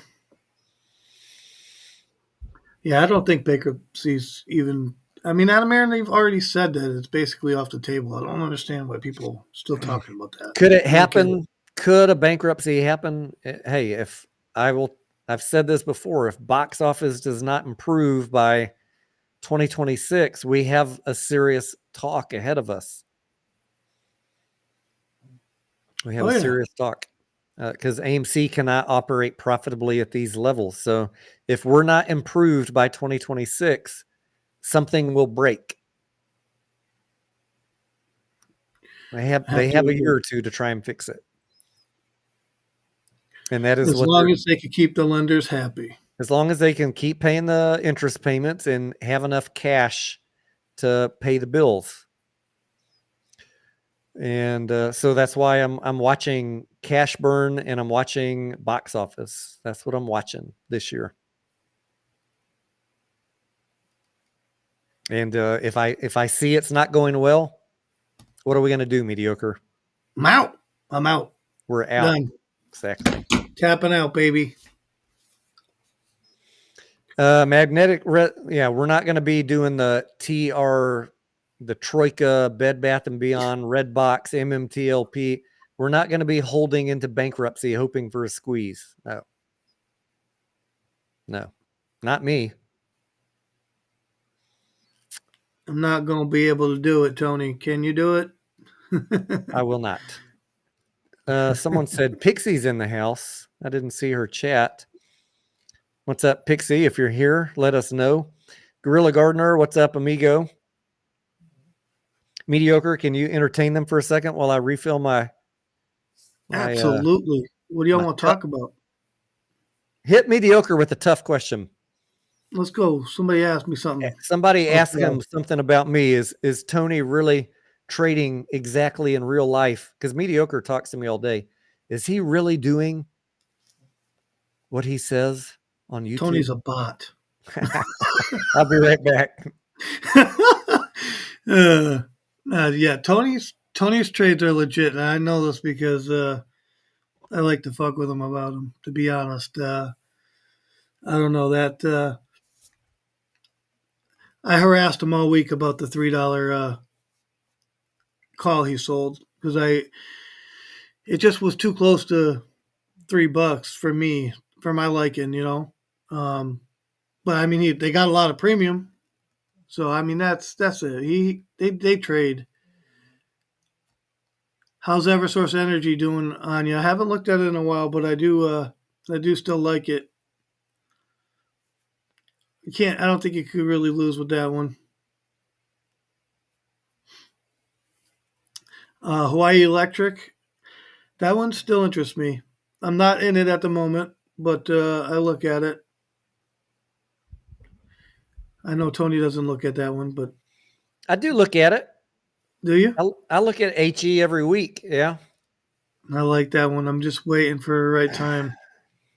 1044. It's a very speculative play, Hawaii Electric. It is. And some of us used to trade it. And I think everybody's out of the play at the moment, right, Mediocre? Yeah, I don't think anybody's in it. God dang, man. It hit 874 on April 16th. Did you know that? Yeah, I knew it dumped, but dude, we make so much money on premium with AMC. I can't mess with it. Yeah, I think if you're playing Hawaii Electric, we were playing it back here in August, September, October. Yeah. On this volatility, and then the volatility kind of dried up and it became a little boring, and then it started tanking. But I wonder what news, Mediocre, was driving this big dump in the price. I think it was some overall market that did that. Hawaii Electric is the company that's being sued over. Oh, they had their earnings too, Mediocre. They're being sued over the fires in Hawaii. So they're either going to go bankrupt if they lose the lawsuit, or they're going to go back up to, likely 20, 30, 40 bucks. So that's the gamble. I think it was Lahaina, right? Is that the name of it? Yeah, Lahaina. The wildfires there. That's rough. I think they win their lawsuit, but I think they're going to try and pay out something to the community anyways. I know they're offering money to those people, in some form or something, but I'm not certain on the details. Man, if I would have known, Mediocre, I wasn't paying attention. If I would have known it dropped to 874, I might have thrown a little bit of coin at it. I know. Is anything under $10, I think, is kind of solid, but I haven't done anything yet. It's solid as long as they don't BK. Yeah, exactly. But that's why Daddy-O ain't in there. Yeah. It is a gamble play. It's a scratch off ticket. Anya says, I am a gambler. I am in HE. So you also like to live dangerously. I'll tell you what, me and Anya sat there and we did a bunch of DD on that ticker together. So I think she has good information on it. I think she's well aware of that too, Tony, to be honest. Oh, yeah. Sparky says you don't exercise an option you sold. You don't do anything. Yeah. Are you talking about my options? Was someone asking a question about my options? Oh, Maple says, hey, Sparky, if I want to exercise my $3 sold put, will I be buying the stock at $3? Yeah. Whether you're selling cash secured puts or selling covered calls, if it ends up in the money, you don't do anything. Your broker will take care of that for you. So when I bought AMC a few weeks ago, I had some of it. I bought cash like at 260, 280. Some of it I bought by selling cash secured puts. So on Friday, when it closed under $3, I didn't do anything. Monday, I woke up, my cash was gone, and I had all those shares. So the broker just, they take care of it. And by the same token, since I sold $3 calls for this last week and it closed over $3, I had made 20-cent premium. So my, break even on that option trade was around 320, but my basis was well below $3. So profitable trade overall. But I will wake up on Monday morning. I will not have any shares. I will have all cash. And that's the broker. They just do that. They take care of exercising for you. You want to hear what happened to Rolf? Yeah. So Rolf sold the 350 cash secured put, and Last week. yeah, it was in the money, and he never got the shares today. Well, today's Saturday. He'll get them on Monday. No. It usually goes through with him on Saturday. He got all his money back, but not the shares. He thinks that they just didn't do it because the person who owned the shares didn't want to give them up, which is possible. That could happen too. Well, let's check in with him on Monday and see if that's the case. It is possible. Yeah. But I thought that was weird too. But we had that conversation this morning. I'm like, wow, that's weird. That is weird. GT says, what are you sipping on? It's some gold tequila. I found a bottle. Where did I had, do you guys remember that friend I had over that was stealing my tequila and refilling it with water? So Oh I my moved goodness. I moved all the bottles out of the bar. I have a bar back there with glass shelves and lights, and I had stashed them in various places. And I was doing some spring cleaning, and I found this bottle. I was like, oh, I didn't know that I had that. So I threw it in the fridge, and I found it again. I noticed that I had it yesterday, so I opened it up, and I got a piece of ice here and some gold tequila, just sipping it straight. It's very smooth. I don't know what the brand is, but if you're curious, I'll go grab the bottle. It was the last bottle of what I was going to do my tequila tasting party with. I'm just drinking some San Pellegrino drinks. Anya Mediocre says, what other option does Maui have for their electricity other than HE? None. That's why I like it.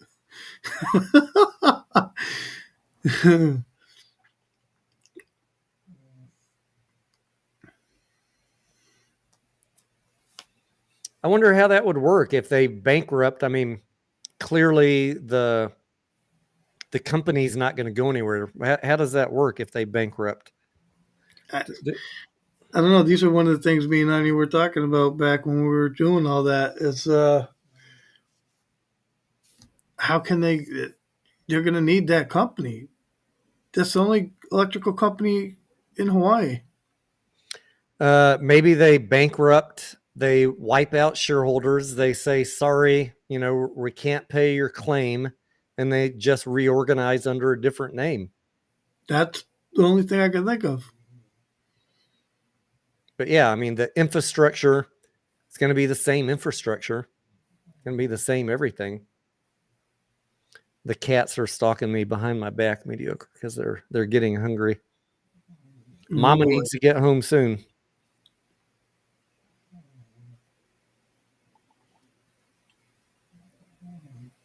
Alex has a good point, Mediocre. He says it takes a lot of money when you have a high average and a lot of shares to average down. Some of us don't have infinite money. We totally get that. What would you say to someone, Mediocre, when we have people like that in the Discord that are stuck with a high cost average, so high that, I mean, gosh, there's so many threads you get into when you're stuck with a high cost average. Do you even want to average down on a risky play? That'd be my first question. Or do you want to take, if you had any extra money, might it be smarter to put it in a different play that's not so risky? Mm-hmm. That's the first thing you got to ask yourself. Why am I averaging down on a money losing company? Once you clear that hurdle, if you say, all right, I understand the risk, but I want to do it, where do you go from there, Mediocre? I mean, depending on what you do, if you exit the play, you could take that money and get into something and then just start fresh in that, or you can average down either way, or you could start averaging down and just take the cash and not reinvest it. There's many things you could do, The but other to thing sit that, there and do nothing, I mean, I think doing nothing is the worst possible strategy. You're basically in a hope and pray strategy. One thing I like for the do nothing people is even if you do it in brackets, is if there is any push up. I mean, if it went from 3 to 6 and it topped out at 6, that might be a good exit to take on part of your position. It's better than 3. And then you get some of your cash back and you can reinvest that into something that makes you money. Or if you just love AMC, wait for it to drop back down to 3 and then take some of that money and rebuy it. I mean, there's so many ways out of it, but the doing nothing thing is, I hate to see people being helpless. Yeah, exactly. That's the thing. You could, not telling you to do this, but you could withdraw all the money from AMC and stick it in an index fund and let it grow on its own. And you don't have to do anything there. I mean, I don't know. I'm not telling anybody what to do. I'm just saying that those are options you should consider, things that's going to generate you some form of money back on what you're already underwater. A loss is a loss, whether that's the thing. Some people will tell you that it's unrealized. Don't worry about it. You heard that one, Tony? Oh yeah, all the time. You only lose when you sell. Yeah. I don't know. In college, we learned about unrealized losses. It's also called opportunity cost. I mean, every day that you're sitting not having that money making you money is an opportunity cost. So there's a reason that some of us took active charge. I for a while treated AMC differently, hoping that something would happen and participating with the community of retail traders. But then the play kind of changed on us as they came out with AMC and APE and ran out of cash. And I had to fall back, come up with a new plan, a new strategy to not get run down from, what were we at, mediocre, before the AMC APE conversion? $40, and now we're at 3. Yeah. I had to take it. I talked with you guys for a year about what was going to happen. And I'm not willing to hold things down to 0. I'm just not. No. I'll be honest. I mean, I should have been out of this play much sooner than I actually was, because there was no reason for me to take my loss at all. And I didn't really take a big loss, but it took me a little bit of time to move the money around and do what I did, which put me a little underwater in AMC and in APE before the conversion. But I resolved that with APE. I actually repaired some other bad positions on the back of APE too, which I won't really talk about. But I don't know. I mean, it's about, you have to make moves to make money in the market. You can't just sit there because, in my opinion, I mean, I don't know what your opinion is, but every time I've just sat there, I've never made any money. So I don't even think. I think I hear people say that that Warren Buffett made his money buying and holding. Like, he did not make his money buying and holding people. Even if he did, mediocre, he wasn't buying non-profitable companies. That's the thing. No, I agree, but he definitely was not buying and holding. He was selling cash secured puts to protect his position. Sparky brings up the very important point of a wash sale. Yes, if there comes a point where you sell any stock into a run up and you plan on rebuying, if you're have a very high cost average, let's just say 40, 50, 80, $100, and you're sitting at $3.30 right now on AMC, and it runs up to 6, and you're like, all right, I don't think it's going to go higher than 6. So I'm just going to take the $6. You're taking a loss, right? From whatever your high cost basis is to $6, that's your loss. And you will have years, decades, depending on your position size, where you can write off that loss, $3,000 a year or whatever it is.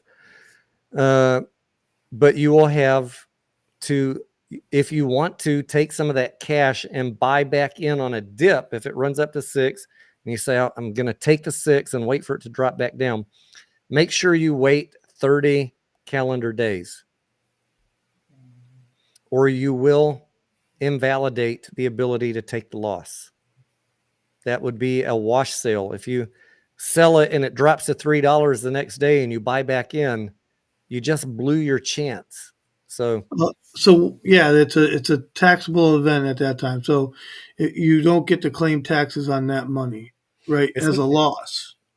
Right. I mean, you could still trade through it, but you'd lose the tax benefit, is what we're saying. Exactly. And that tax benefit, believe it or not, I'm not a tax professional, so don't fact check what I'm telling you.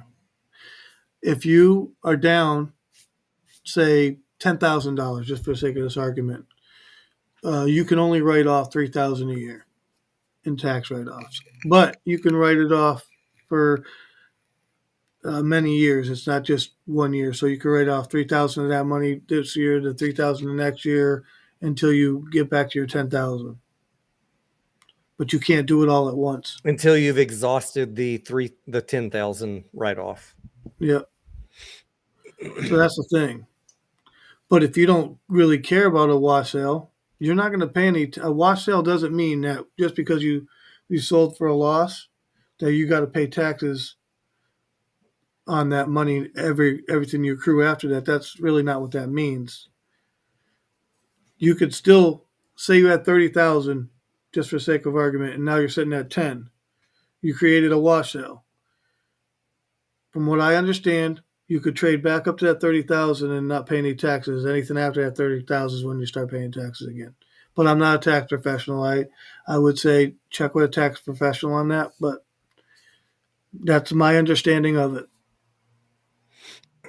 Nick says on Friday morning he sold $5 strike calls expiring May 10th for 5 cents.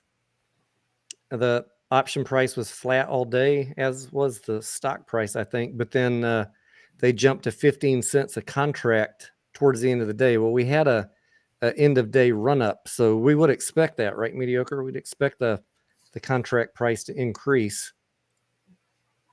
Yeah, if the stock price increases, the contract price is going to increase in value. This is let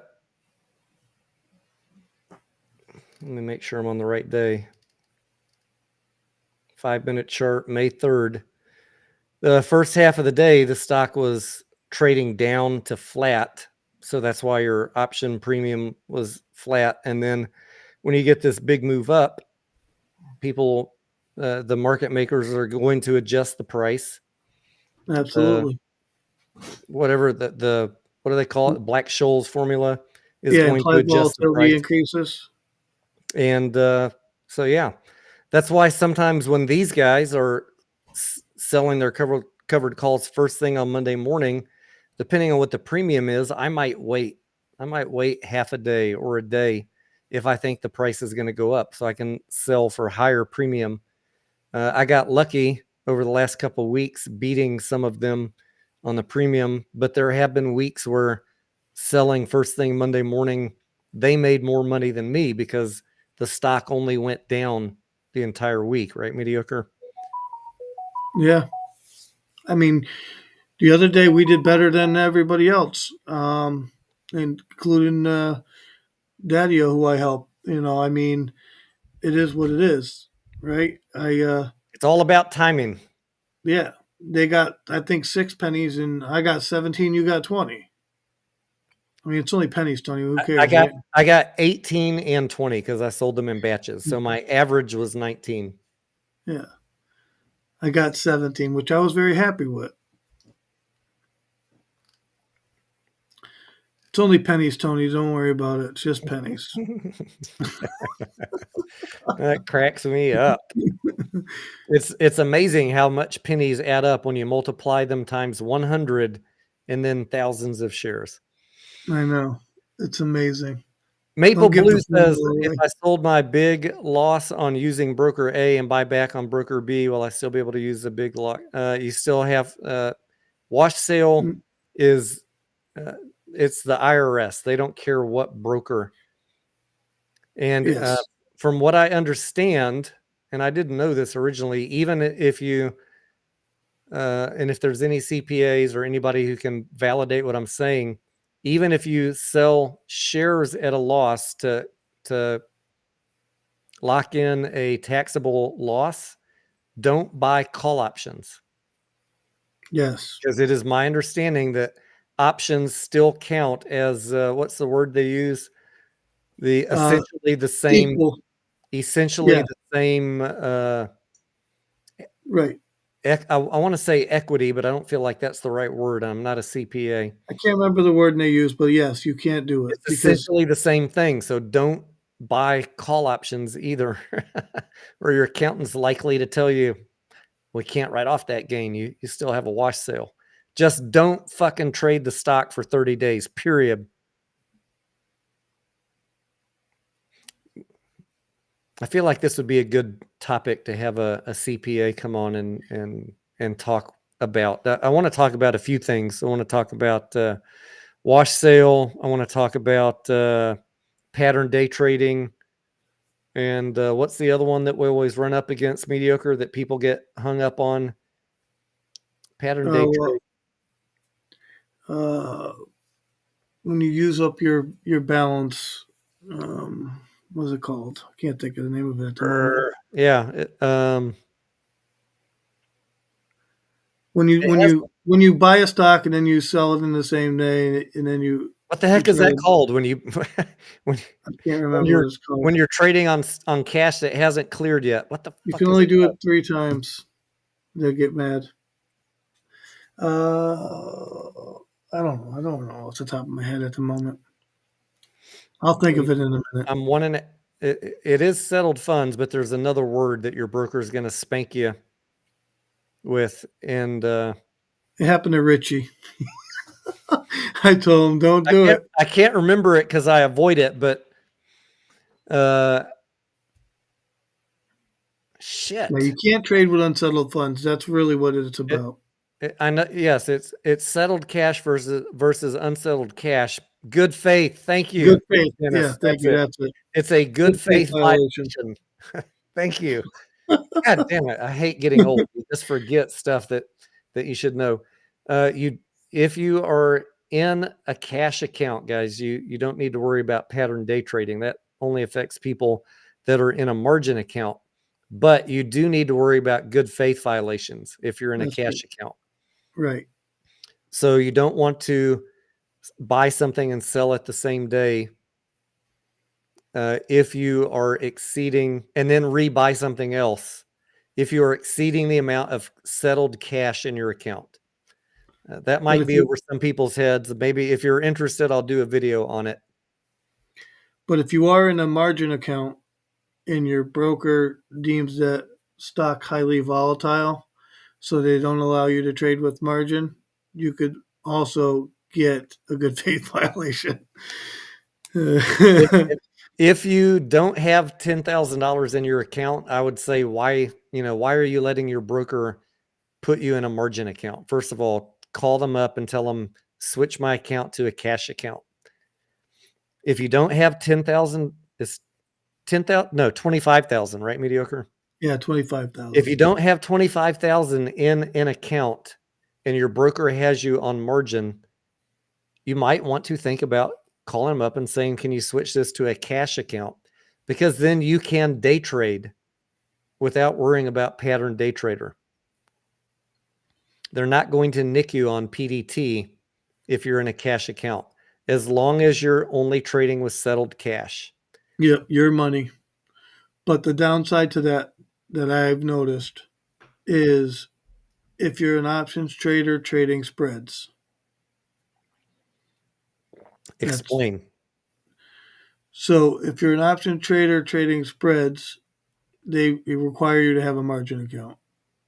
I don't know why. I Okay. think it's For people that are doing more advanced options trading strategies like spread straddles.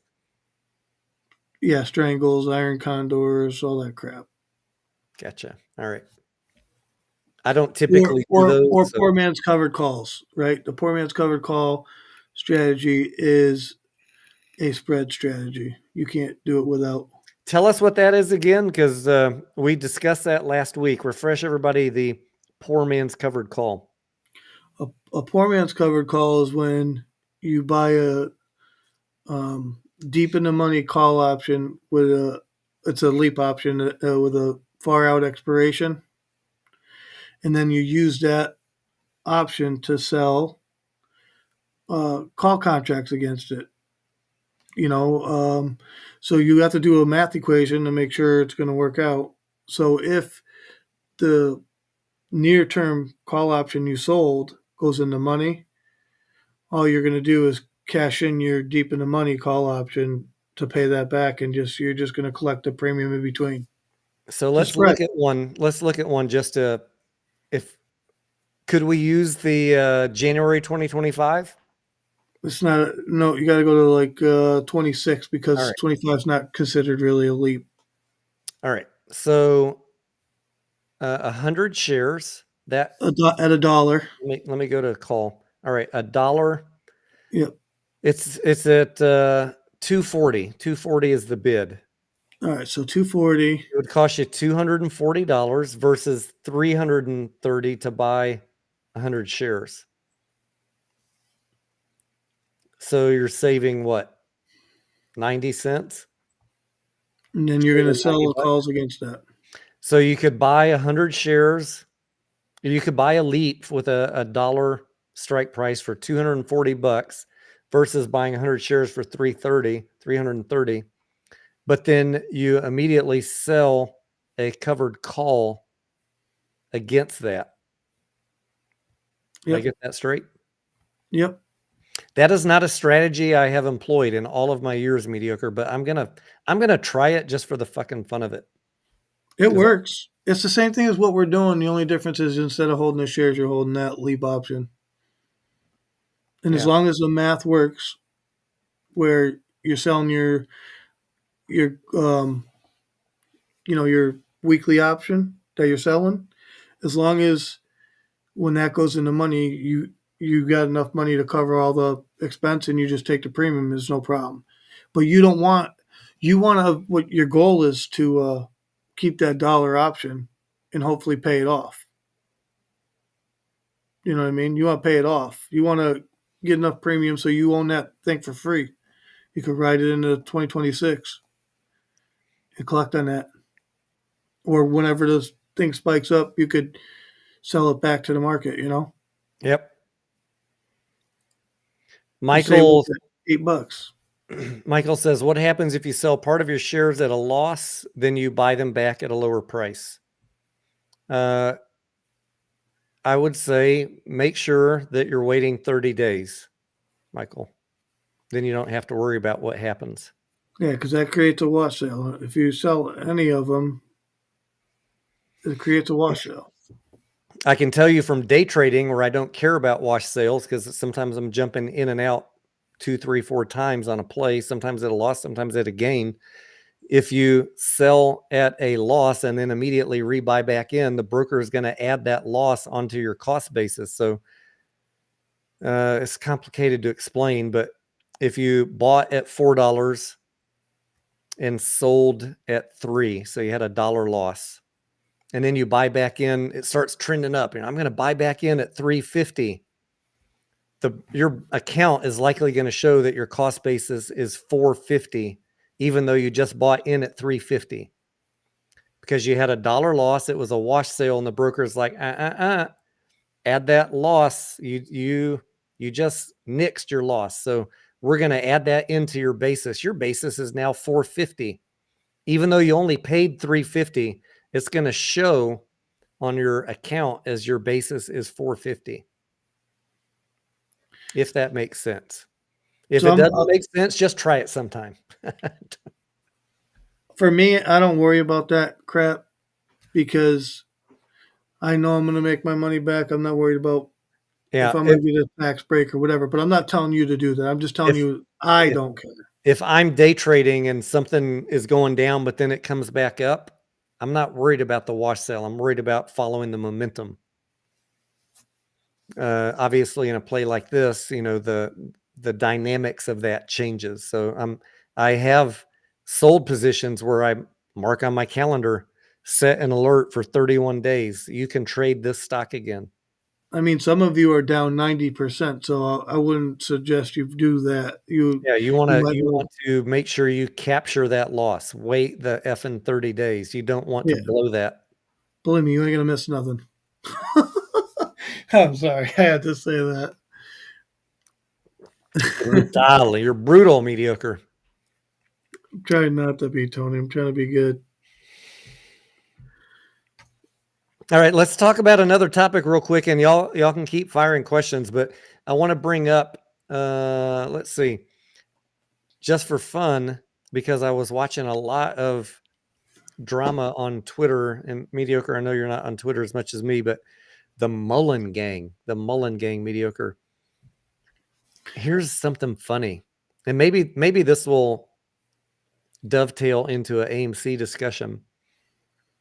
But there was an insider at Mullen not disclosing that she was an insider. I think she was a director of HR, and she was actively participating in daily space calls What? as a retail trader. No way. And one of the people hosting the space calls got a monetary donation from her for a vet bill of all things, which is ironic since I'm dealing with a vet bill right now. But people sleuthed this together through some pictures she had posted on social media that she was a director of HR in California at Mullen. And I think after this came out last week, she deleted her account on Twitter. And now the whole Mullen gang is up in an uproar. Who is a paid influencer? Is anybody compromised? How did this lady infiltrate? Who knew she was an insider versus who didn't? I almost wanted to block the word Mullen from my Twitter feed because the drama was so That's fierce. a crazy story, Tony. I gotta be It honest. is crazy. Is it legit? It is legit. That's Absolutely. crazy. I saw the That's photos. crazy. I saw the photos from her personal Facebook page, plus what was posted on her Twitter with her face blocked out. There's a lot of good internet detectives out there. And it kind of reminded me of AMC because there's so many people accusing AMC influencers of being secretly paid, of which I don't know any that are secretly paid or bribed. You know, I get accused of it a lot. Nobody's ever paid me for anything. Nobody's promised me anything. My wife says, I wish you were getting paid. But it does make me wonder, you know, are any of these people on Twitter pumping AMC getting paid, or are any of these people involved in space calls secretly AMC employees or contractors? I don't think so. I think a lot of them in many of the plays are just desperate bag holders. Yeah. I think that story with the Mullen thing is crazy. I can't believe that it's true. But It's 100% true. yeah, but I don't think that's happening in AMC though. That's just my opinion of it. I know people won't like that, but There are, I see, you know, guys, to be perfectly frank, the vast majority of the pumpers on AMC have me blocked because we speak way too much facts. the thing So is we've talked to many of them. Like you know what I mean? Okay, some of them not that I dislike them. I dislike what they're doing to the community. I think they're not being honest. I have a problem with that, but that doesn't mean that they're getting paid either. You know what I mean? yeah, I support their right to free speech. I support their right to talk about a stock they love or a company they love. I don't like when some of them cross the line with incorrect information, and I will call them out for that, and that's why I get blocked. Have I talked about AMC a lot? Yes, because I'm involved with the company. I like movies, and I would like to see the company succeed. But we've been brutally honest about the financials, and that's usually why they end up blocking me talking Do about you the think there's financials. any paid influencers or any AMC employees infiltrating space calls and such? I don't know. I mean, I see a lot of them saying some very dubious things. All right, like my favorite one is the one where they were telling people to buy Highcroft silver coins because that would save Highcroft mining. Who said that though? I don't know if I want to say his name. That actually happened? Absolutely. And I called him out directly on it, and he blocked me. He was a frequent space call host. Now, the reason I don't want to say his name is Oh, it's a after space call host. I thought we're confused. I was no, talking he's about space an calls. AMC employee. After a year or two of being blocked for whatever reason, he unblocked me. I think he thought I was paid by hedge funds. I get accused of being paid by AMC, and the same day I'll get accused of being paid by hedge funds because I'm just honest about the financials. But for whatever reason, he unblocked me, and I thank you, thank you. I'm not against AMC. I'm generally 99% of the time long AMC, but I'm also realistic about the financials. The thing that I didn't like was these people telling folks that buying Highcroft coins was going to save the company when Highcroft has no inventory of silver. They had no inventory of silver to be minting coins. Yeah. Secondly, factually, you could look at the 10Qs and see they have zero revenue. So clearly buying coins was not contributing to revenue. Yeah. So that's fine but they said, but Tony, we just want to show our support. Show your support. Buy all the coins you want. I don't care. But Yeah. don't tell people that's helping the company. That's Right. the point. Just Right. be honest. If it's not generating revenue for the company, it's not helping them. That's all. That's my only complaint. If you My want to question is, if you want go to pump Highcroft coins and you want to get people excited about the company, knock yourself out. But don't say it's helping the company because there's plenty of evidence to the contrary. do I think that you might have an anonymous listener from AMC listening to our space calls? Do I Probably think what? an anonymous listener, like you know, a board member or something like that, could be listening to Oh, AMC space absolutely. calls. Could someone from Yeah, AMC or a hedge fund be listening, monitoring social media? yeah, Absolutely. but that Absolutely. doesn't mean that they're in that community like what just happened with Mullen. I don't see that happening because that's a risk for AMC, right? They don't need that risk. I don't The think that one they. that I see getting called out the most mediocre is this guy called Grandpa Barney. Yeah,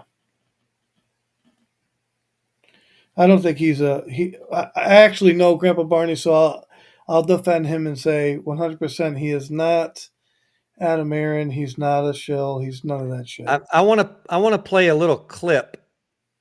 Can I play a clip Go for it. Yeah, of who Grandpa Barney actually is? yeah, go for it.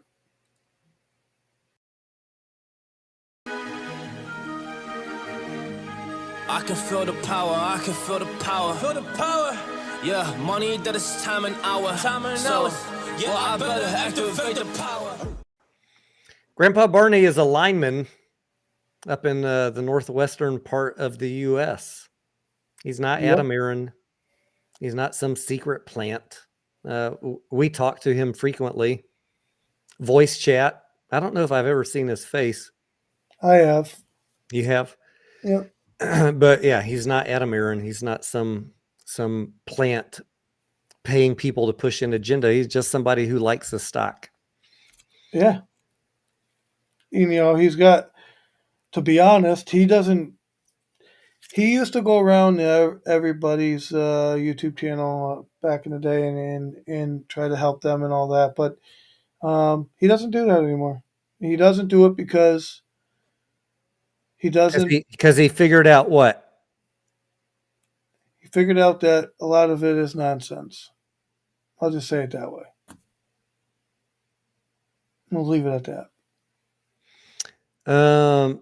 Treetop says there were paid AMC pumpers back in 2021 that were not related to the company. They were just people making money off of diamond handers. Yeah, I mean, that's what we would call, what we would call a grifter. Someone making money, but not paid by AMC, right? Just somebody riding the wave. Yeah. Maybe. Yeah. I mean, there's people like that in every play. I'm not going to hate on anyone that's talking about a stock if they're invested in it, or even if they hate it. If they want to talk about that, I'm not going to fault them for that either. I don't block bears as long as they are, can act like an adult. I have conversations every day with people that don't like AMC. That's one of the things I had to learn too, Tony, is right. You want to know what their thesis is, why they think the way they think. It helps us make better decisions. I mean, I don't understand people who just want to block bears and get mad at bears. I don't do that shit because I want to hear what they got to say so I know if they're talking factual or not, so I could do some research on it. There were people like Tara Bull who, as I've watched her over the last several years, I don't know if she was paid. I don't think she was paid by AMC. But I've noticed that, she rolls with whatever is popular.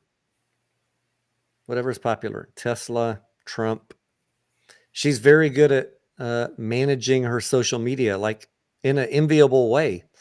I can't do that. I can't just ride the wave of whatever is popular. I need to talk about what I'm personally interested in. And maybe she was invested in AMC. She probably was for a while.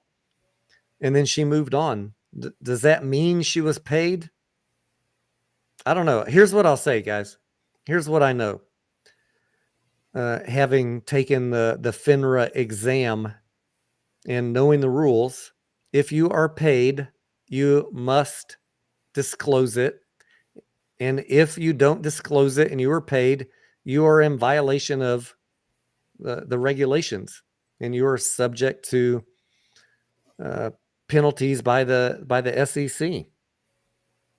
I know those rules. Therefore, there is zero chance that I will talk to you about a stock if I'm being paid to talk about it. There is zero chance. Tony, Unless, you me you're not if I was paid, I would fully disclose it as required by law. I know the fucking rules. AMC's not paying you. You're not getting paid by a hedge fund. Nothing. No.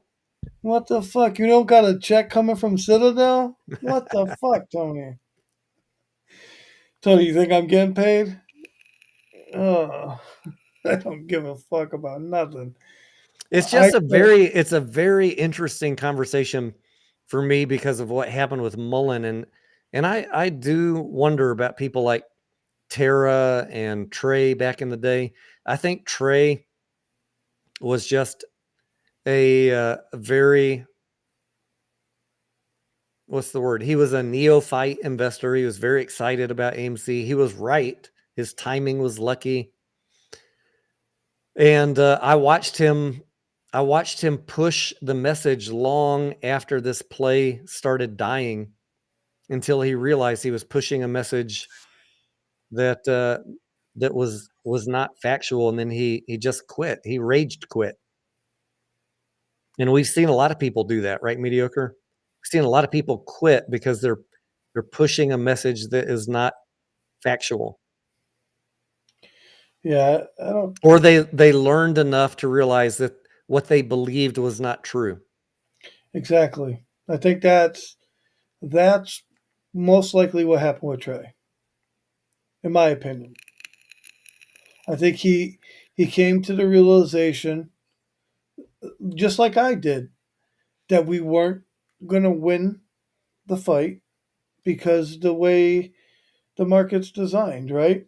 And I'm blunt though. I'll just say it. I think the only way to change the market is to go through Congress. And in order to do that, I just don't see it happening. And people could get mad at me for saying that, but I mean, just take a look at what's going on in this fucking country and tell me you think we're going to change Congress to fix the stock market.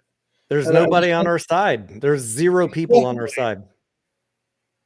and that's why I changed the way I think. So I think that Trey possibly realized that himself and said, you know what, he didn't want to lead people down a path that was going to destroy them, and so he already probably felt bad for what happened.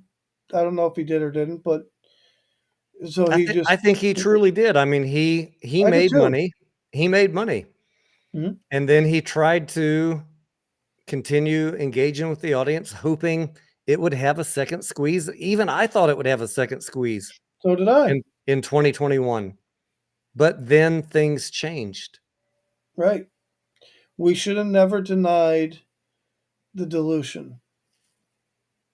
We Chris says, probably I saw a pic on Twitter of today of Trey as a server at a restaurant. He looks good, and I'm happy to see him. I actually saw that picture too. Some female ran into him at whatever restaurant he works at.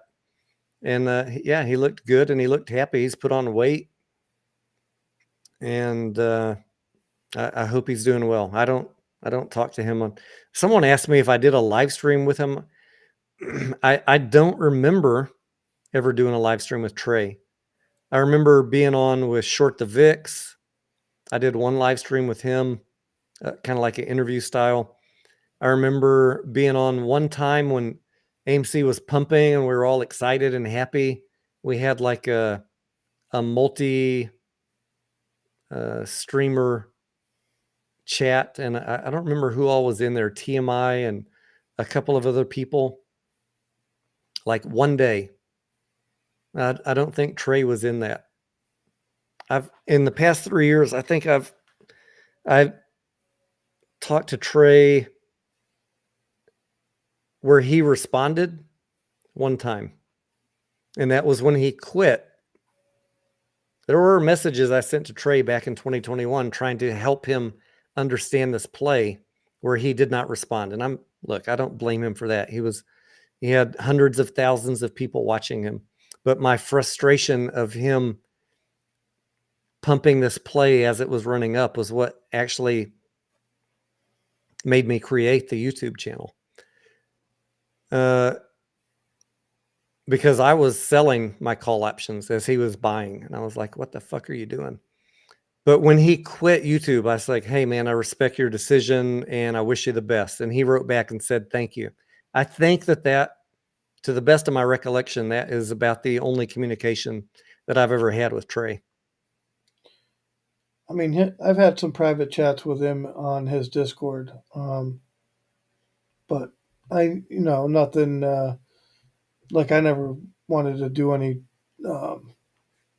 streaming or anything with him. It was just a conversation about things going on in the market. But he's been quiet, so it is what it is. He's living his life, and I got no problem with that. I totally get it. If somebody made $1 million, it's like Roaring Kitty. Where's he at? I don't care. Good for him. I'm glad he made his money, and he's whatever. They say he never sold mediocre. Okay.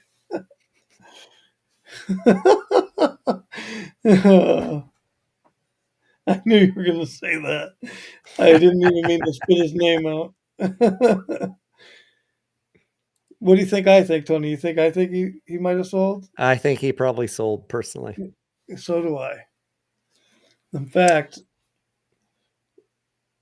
I'm not going to say it. I'm pretty confident he sold. Frank's trying to start up a whole new firestorm of controversy here in the chat. He says, if Adam Aaron was not smart enough to do the ape conversion to generate cash, AMC would have been bankrupt by now. Now, Frank, it's no secret that I agree with that position. I am what they call a yes voter. Or some people would call me an Adam Aaron lollipop sucker, which I find hilarious. I'm just someone that reads a balance sheet and a cash flow statement, Frank. And without a doubt, AMC would have been bankrupt already in my mind. Just again, the invitation is open. If you are a CPA or a degreed finance professional and you want to come on here and tell me, you want to run through the numbers with me, how AMC would not be bankrupt right now, open invitation to do a live stream. And I will bring on a couple CPAs plus my DDD, and we will have the chat about how you think AMC would not be bankrupt right now if they had not done the ape AMC conversion. They absolutely would have. It's not even a question. Was it unfortunate? Was it detrimental to common stockholders? Yeah. But they had few options and they would be bankrupt by now. And so far, in the year of me putting that invite out there, nobody's taken up the invite. I get it. There's a lot of people that say the company would not be bankrupt. I never have ever seen them put out their video proof walking me through the financials. And even if they did, the one guy that says the math doesn't lie, I did the math, the company would have had $20 million left. Well, he neglected to read the fine print about the $100 million minimum liquidity requirement. So that kind of torpedoes his theory. And not to mention that no lender is going to let the company get down to 20 million bucks. They're just going to say, Tony, why is that? Might as We're well done. talk about why that is, right? Because they need capital if they take over the company after bankruptcy to keep it running. That's why they have it. It's bad enough that they're owed $4 or $5 billion. If the company has no cash, what are they going to get in a bankruptcy? Right. They Jack need the shit. company so that they could stay running. So they need that cash because they're going to throw more cash at it. It helps them. They get a company that's losing $1 billion a year, and they get 4 or 5 billion in debt that is worth nothing. Yeah. So yeah, they don't want bankruptcy, but the company needs to raise cash to keep them happy. That's the unfortunate situation. Yep.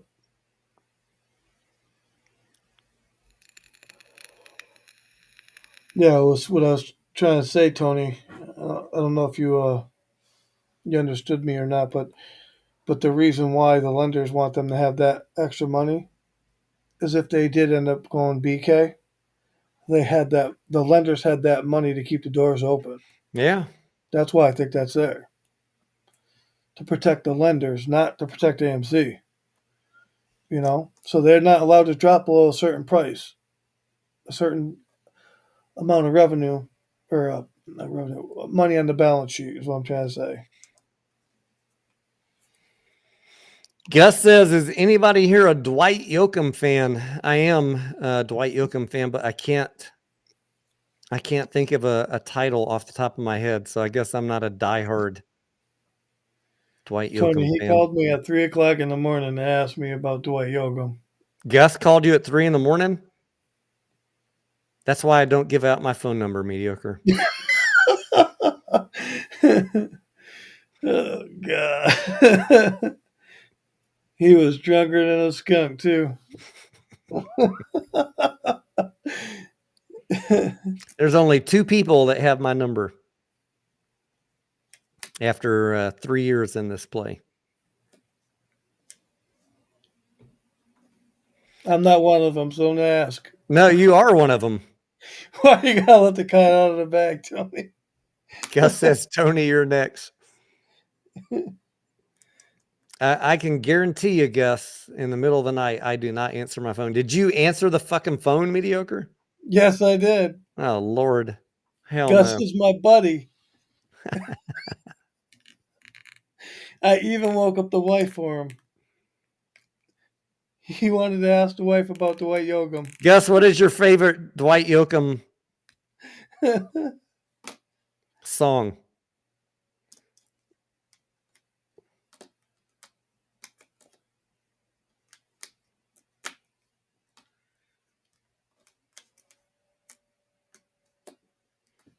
He's too much, man. Gus is on fire tonight. I'm checking on Scarlett. I see that she's in the parking lot of HEB. I'm going to just text her real quick and make sure she's okay.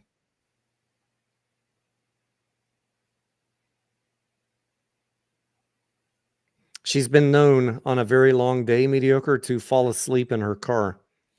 What? Yeah, I'm like, even in my driveway when she comes home, I'm like, what? Why are you in the driveway with your car running? She's like, I was just tired. I had a long day. I worked 12 hours, 14 hours, whatever. I just wanted to close my eyes for a second. And once she falls asleep hard. Now, I can't blame her, Mediocre, because I've been known to do that in my younger days. But that was on a Saturday night at 2 a.m.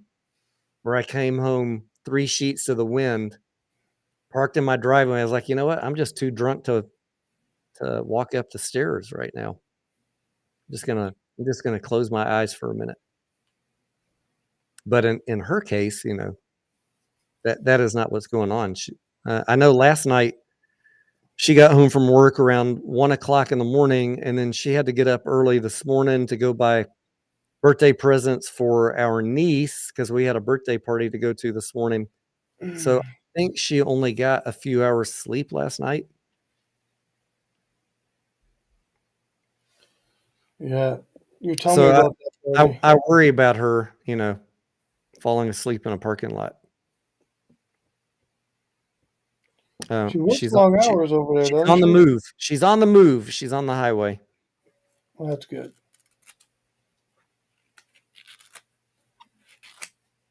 That is good. We both have the. Do you do the location sharing with your wife? No.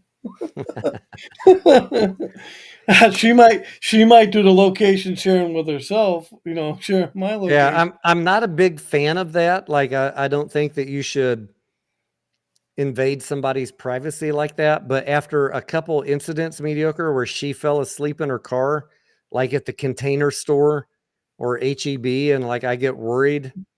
I was like, babe, we're gonna turn on the location sharing. After 7 years, after never doing that in my life, you got this habit of exhausting yourself. Apple. I'm not an Apple. I'm an Android.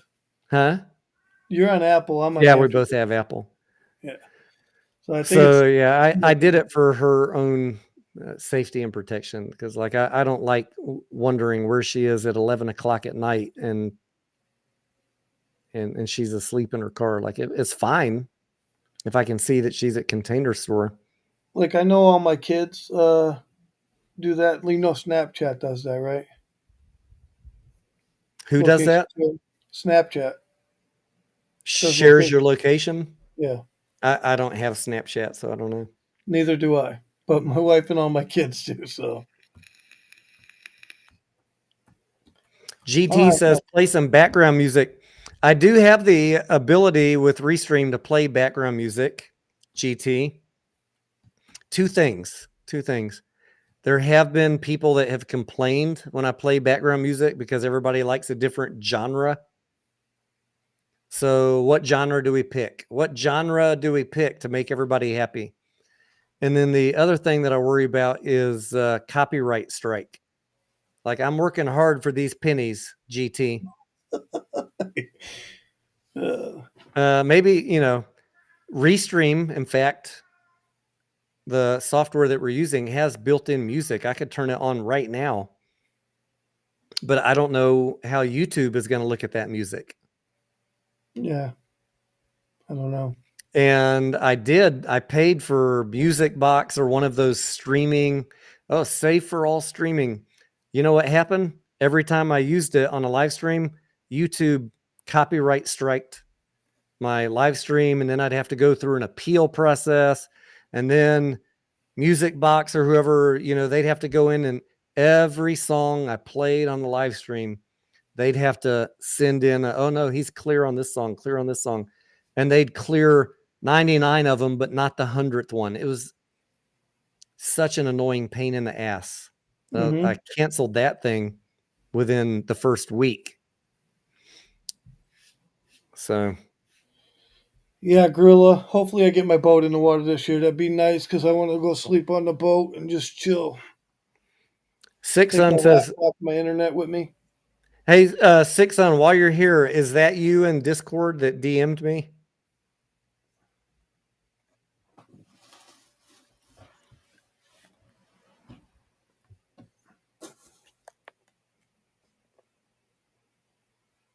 Dan says, use your guitar. One day, yes, I will play original music with my guitar, Dan, when we get there. Absolutely. That baby right back there. Still working on it. You're going to have to wait a while for that.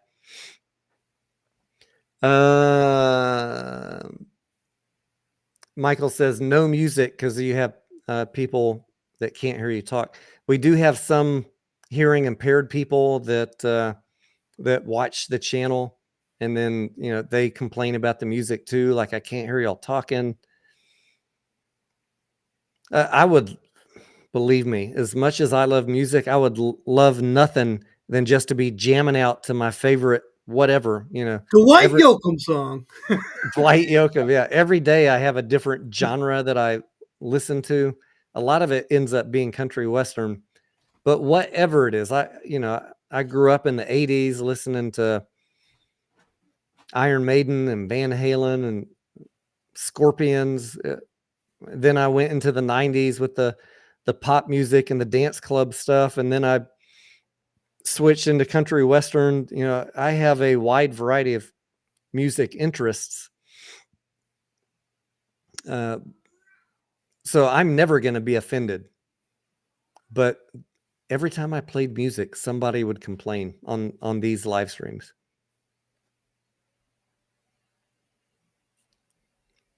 But yes, I would love to just jam out to whatever. YouTube is a pain in the ass about that. I'm going to stand up, mediocre, and refill my drink. Let's move the desk up. Bye-bye.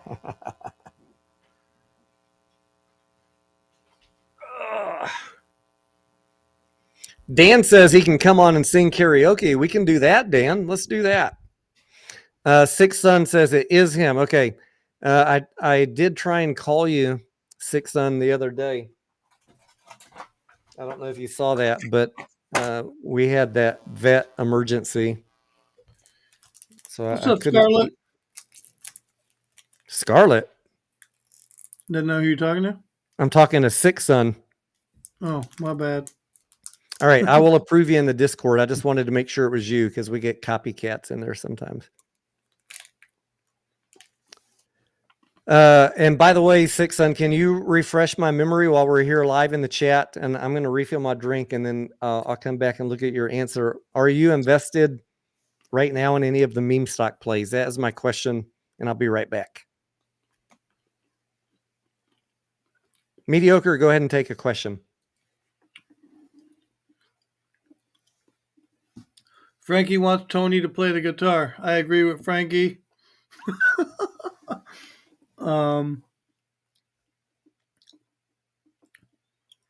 Let's see. J-Dog says GameStop's not done.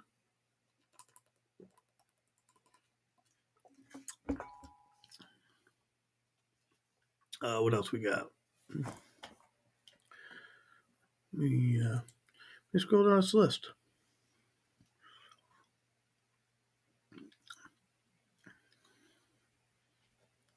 Gus says he's invested in AMC up to his eyeballs.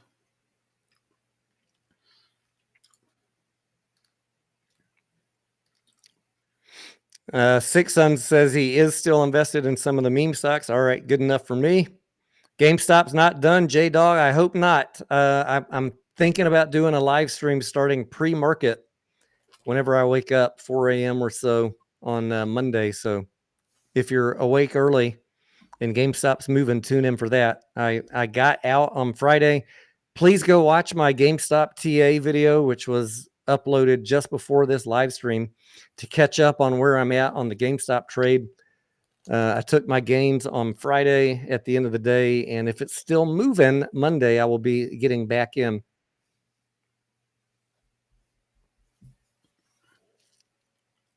Gus says he's invested in AMC to my eyeballs. I never know, Mediocre, if he's joking or not.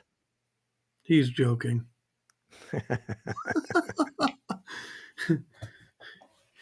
Gus, what is your damn favorite Dwight Yoakam song? You're killing me here.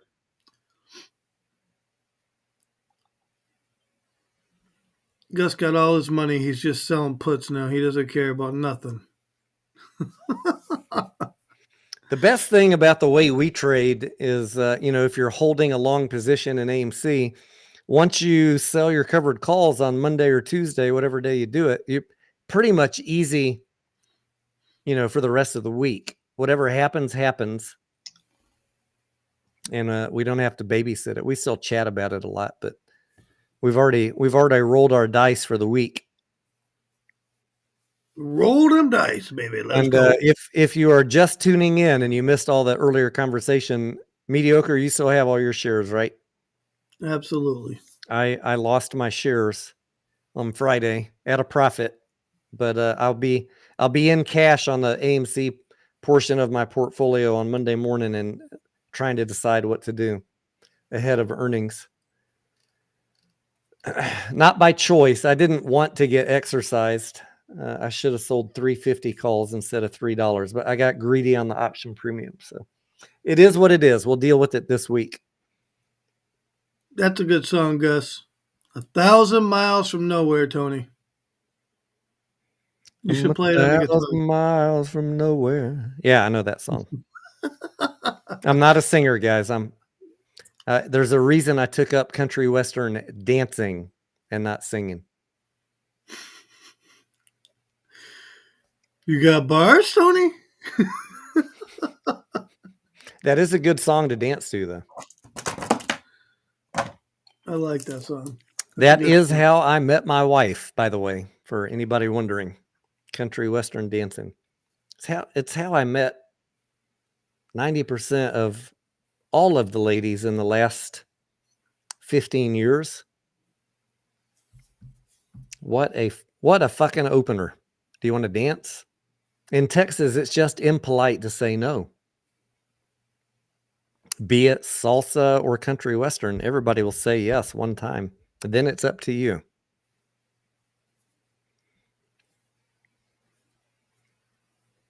Gus says, gonna sneak out the AMC with the prettiest girl. Gus, I want a sip of whatever you're sipping, Gus. Who you talking about, Gus? I bet you I could guess. Nick Son says, I also want to swing trade AMC. Good night, Gorilla Gardener. Good night, buddy.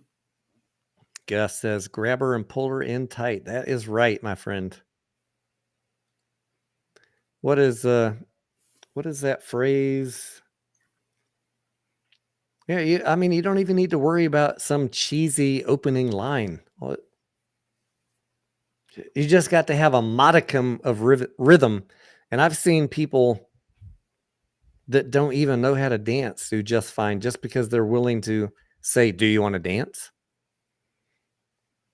Frank says, I can see Tony in Saturday Night Fever. And I never was a disco fan, Frank, although I do like the movie. And I was alive during that era. I was not a dancer back then. After I got divorced, and I was like, what are the ways to meet women? What is the most easiest way? Okay. I enjoy country music. I really would. I see a lot of people out there having fun. When I have a 6-pack, I get brave enough to do it, but I'm not very good. Maybe take a lesson or two. And so I did that, and then I became pretty damn good enough. And then it's just like shooting fish in a barrel, my friends. GT says, I'm sipping Jim Beam and Coke. Booyah.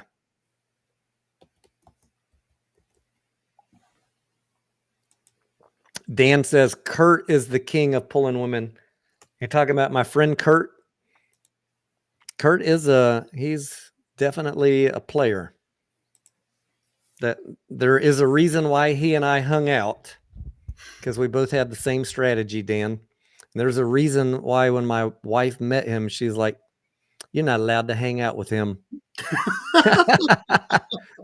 she could spot a player. I was like, you just need to get to know him. He's really a good friend. She accepts that he's a player, and she accepts that I was a player. But I was just a player waiting for the right woman to come along. Was Curtis still out there working? Kurt's still out there. Yeah, he's still single. I talked to him, Mediocre, about a week ago about coming over and doing some barbecue and doing a live stream. I finally got a second, I have a second microphone, but I'm missing the preamp for it. I forgot when I bought the second. These microphones are like $400, and they have no amp, so you got to buy a preamp. I think it's called a Cloud something or other. Anyways, it's another thing that you plug this in before your computer. And I forgot to buy it before Kurt did the live stream with me, so we had to fucking share this mic. But I have everything set up now. And I said, Kurt, let's come over, do some barbecue, have some beer on a day that Scarlett's working, and just have a fun live stream and tell some fucking stories of how we killed him out there. He's like, yeah, Tony, I like that. So we're going to get him on. We're going to get him over for some barbecue and some stories. Six Sun says, what is your opinion on crypto right now? Mediocre, what is my opinion on crypto right now? We're worried about the crypto cowboy. That's what I'm going to say. Six Sun. I can't. I'm sorry, Tony. Oh, my God. Did you see our live stream with the crypto cowboy? I mean, he was telling us to buy, and that was just a couple of weeks ago up here, 69, 70,000, and we dropped all the way down to 56. Like, I don't know, guys. I've been in a lot of plays that have run up over the last 3 years, and everybody and their dog is saying you must buy right now. Scares me. It scares me to frickin' death. How is the crypto cowboy? Have you heard from him? I'm scared to call him and check in. He did text me today. I haven't read it because I was at a birthday party. Oh, man. Dan says, Kurt is your wingman. Croatia has never been the same. Oh, I told you the Croatia story, Dan, right? Yeah, Kurt's like, Tony, Kurt was like begging me, you got to come to Croatia. Salsa and kizomba dancers from all over Europe. He's like, Tony. Oh, man. I went on a couple of, I've been to Dominican Republic with Kurt and a bunch of friends for some dance slaying and a couple of salsa cruises. And right when I was about to go to Croatia, that was when I just had met my wife. I was like, I cannot go to Croatia. This would not end well. But they have a 2-week salsa bachata kizomba festival on the fucking seashore in Croatia. And gentlemen, I'm just saying, if you're single and you want to hook up with if you don't know what dancers' body type looks like, now take that body type and multiply it times every country in Europe. Swedish, Russian, German, what have you. They're all there in Croatia for 2 weeks by themselves. No boyfriends, no husbands. They're there to have fun. It is literally the trip of a lifetime.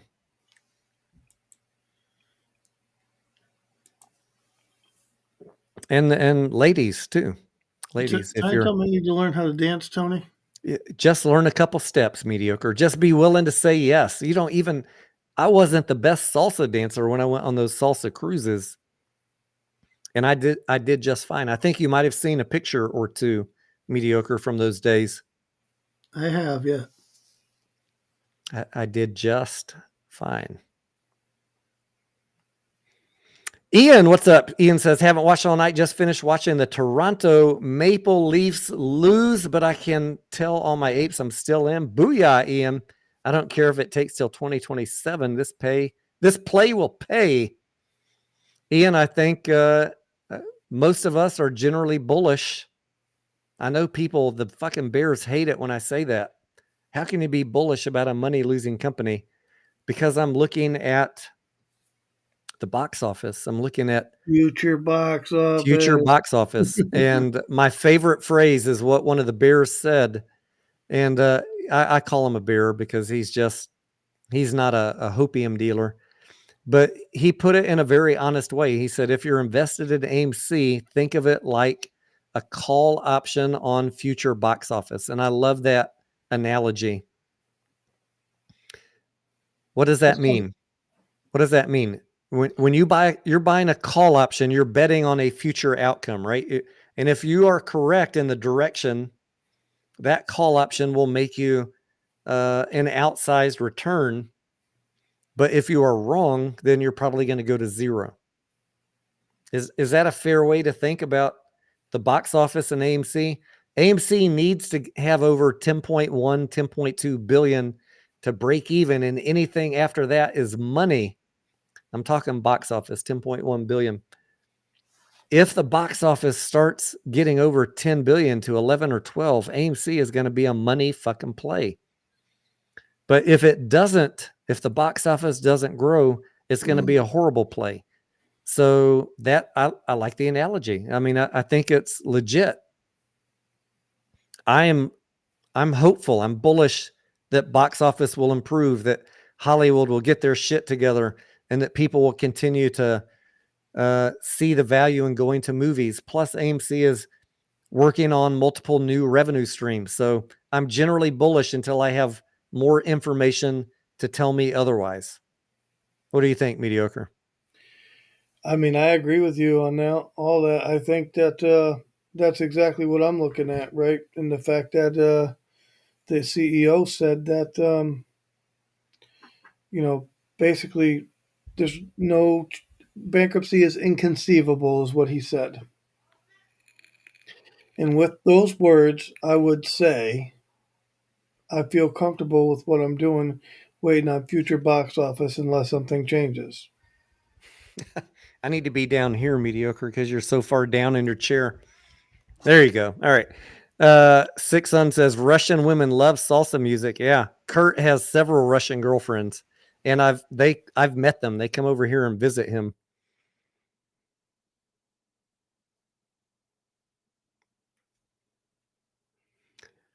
Russian women love salsa music. So do Swedish, Finnish, Norwegian, German.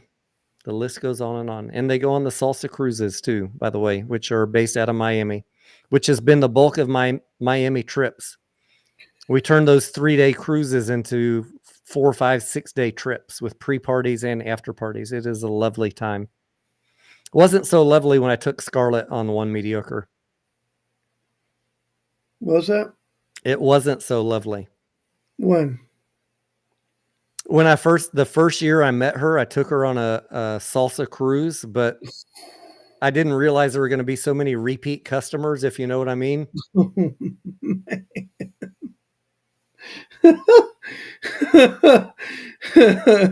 Frequent flyers, Tony. Oh man. was reading somebody's comment over here. Ian's comment. He says Deadpool is $1 billion. I think Deadpool could easily do $1 billion. When's it Looks come like out? a fucking fantastic movie. I love that movie. It's comedy, and it's an action, freaking superhero movie. What more could you ask for? It's got my two favorite characters, Deadpool and Wolverine.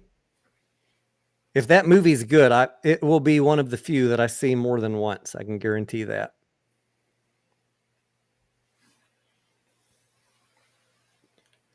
Dan says Anna Lagova is one of Kurt's Russian ladies. I don't know about that, Dan. I don't even know if I know who Anna Lagova is. Do you know who that is, Kurt? No, but I'll look her up. Mediocre. I see you doing the same thing. Yeah. Anna. We need to go find Is this out. a dangerous Google search? Anna Lagova.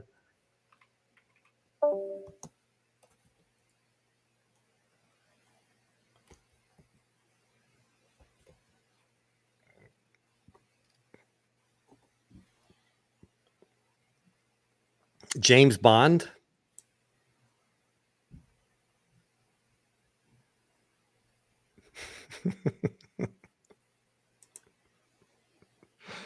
Oh, Lord. What was that lady's name in Austin Powers? Ivana Humpelat. I like Austin Powers. I think that shit's funny.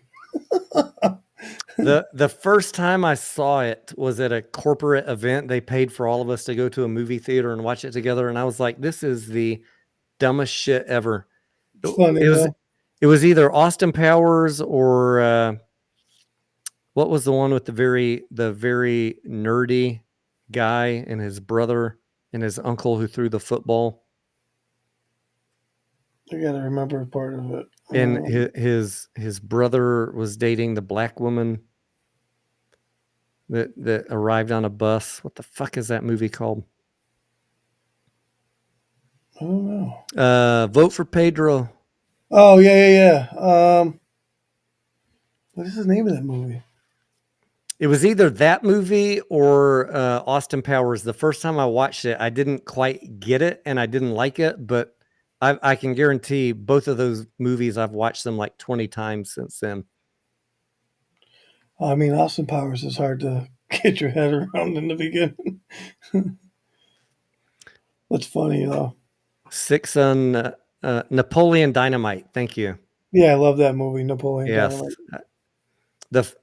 Both of those movies, I don't remember which one was at the corporate event that I went to, but both of them, the first time I watched them, I was like, eh. But subsequently fell in love with them and watched them many, many, many times. In fact, if Napoleon Dynamite was on TV tonight when I was falling asleep, I'd fucking watch it. It's high to hilarious. Good night, Frank. Good night, Anya.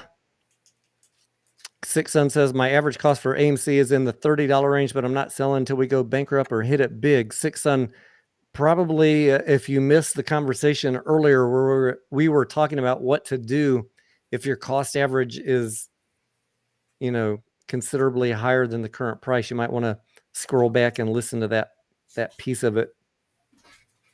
I think Mediocre and I and many of us that are in our group are of the belief that it's better to consider taking active charge of your portfolio. But you're in the Discord now, so welcome.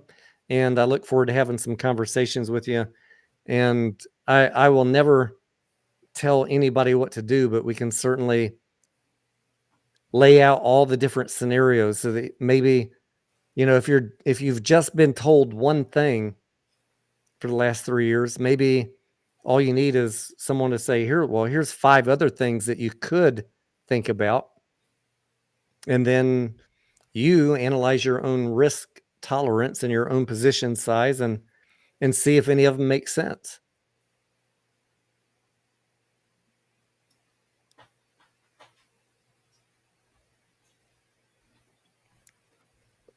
I can tell you, as we've said, we have all sorts of people in the Discord, all with different thoughts, and everybody's doing something different.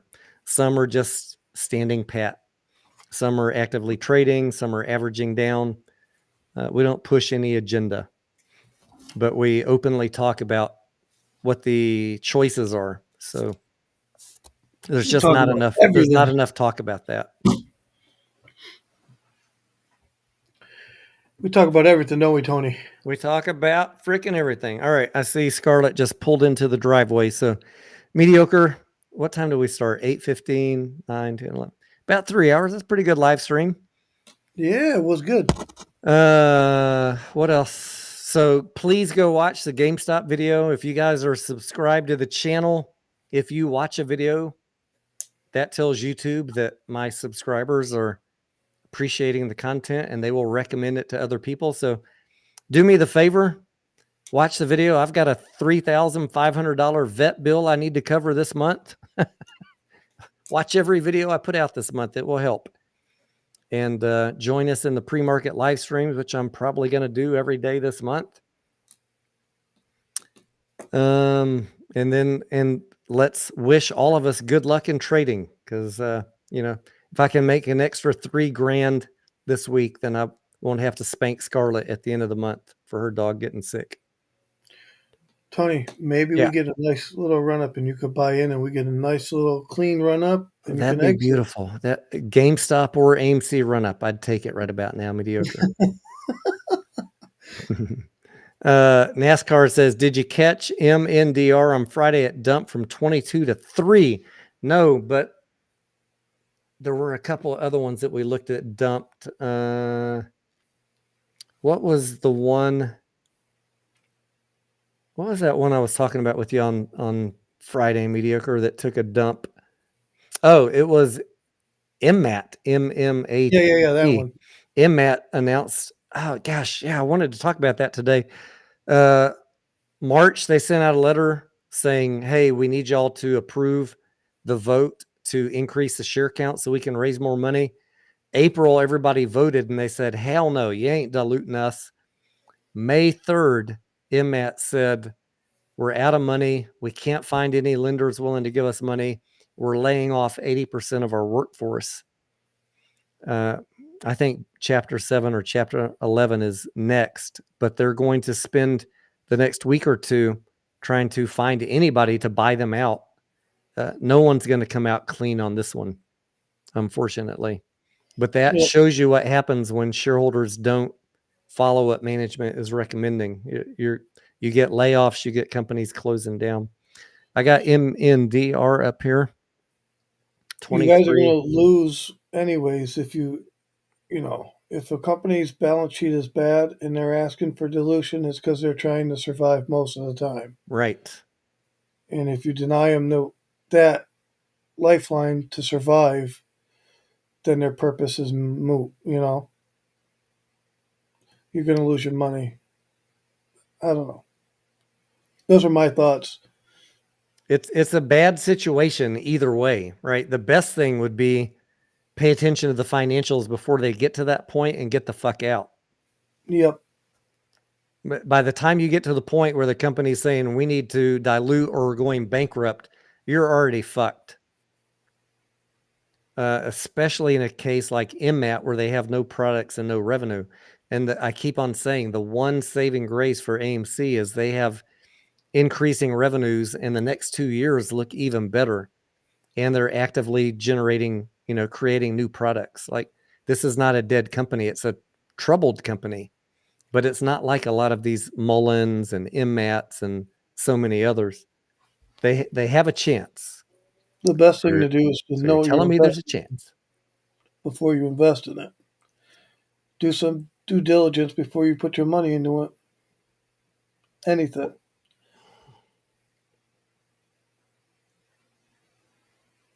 Asia Pacific telehealth provider announced a closing of its IPO of 2.25 million shares at a price of $4.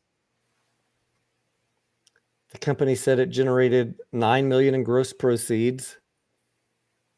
All right, so that was on 4/15. And then what happened? I don't see the news why the bottom fell out. But a lot of these Chinese stocks, unfortunately, are not great plays.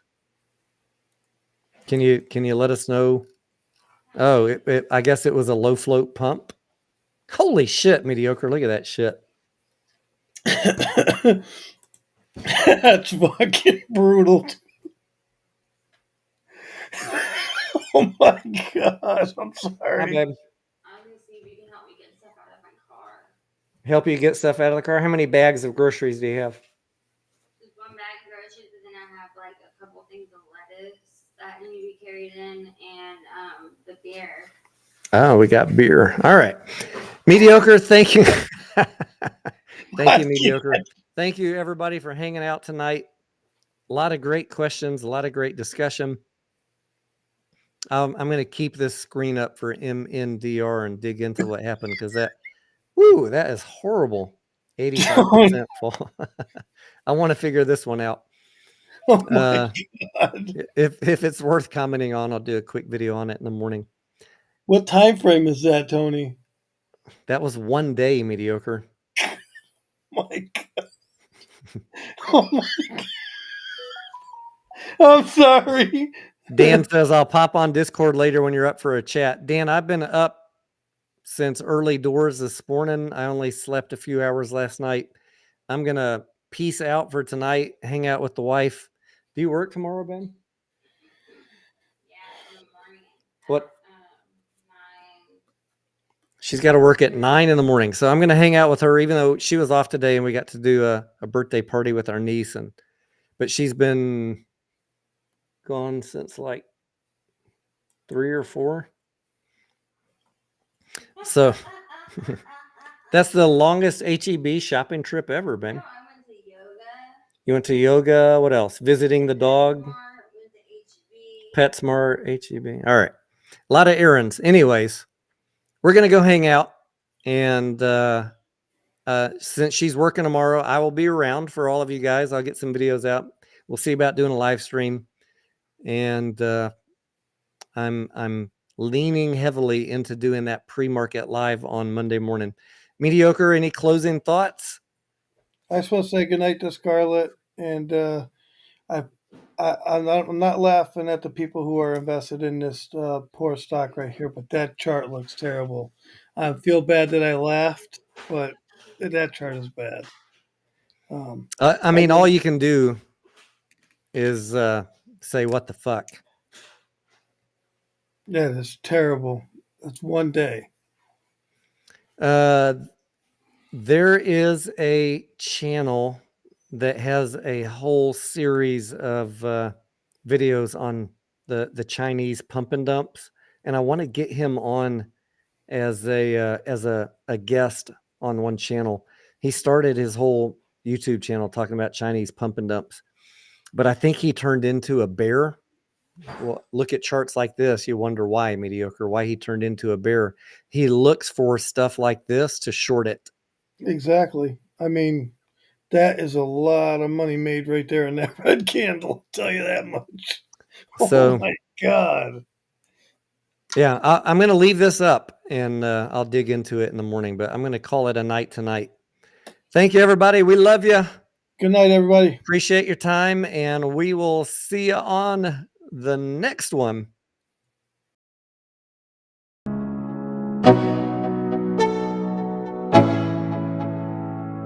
Let's go. Yo, I'm like an addict, do I gotta have it. I ain't even playing, got a really bad habit. If it moves, gotta grab it, fuse like a magnet. Lose, won't have it till I'm doomed in a casket. I ain't playing, got a weird mind. If you work 8 hours, I'ma work 9. If the shit tastes sour, you should taste mine. I'ma stay in power for a long time. Get up, nah, I ain't a quitter. Toss me the ball, I'm a really big hitter. Big picture, I'm a straight killer. Rising the song to the highest bidder. Got juice, got gas, I'ma move fast. New shoes, new tracks, like who's that? I'm new, come back, better than last. Yeah, it's a new me, never gonna look back. Never gonna look back. Cause damn, I was built to last. You move slow and I move fast, and that's facts. Only I can make a change. Slow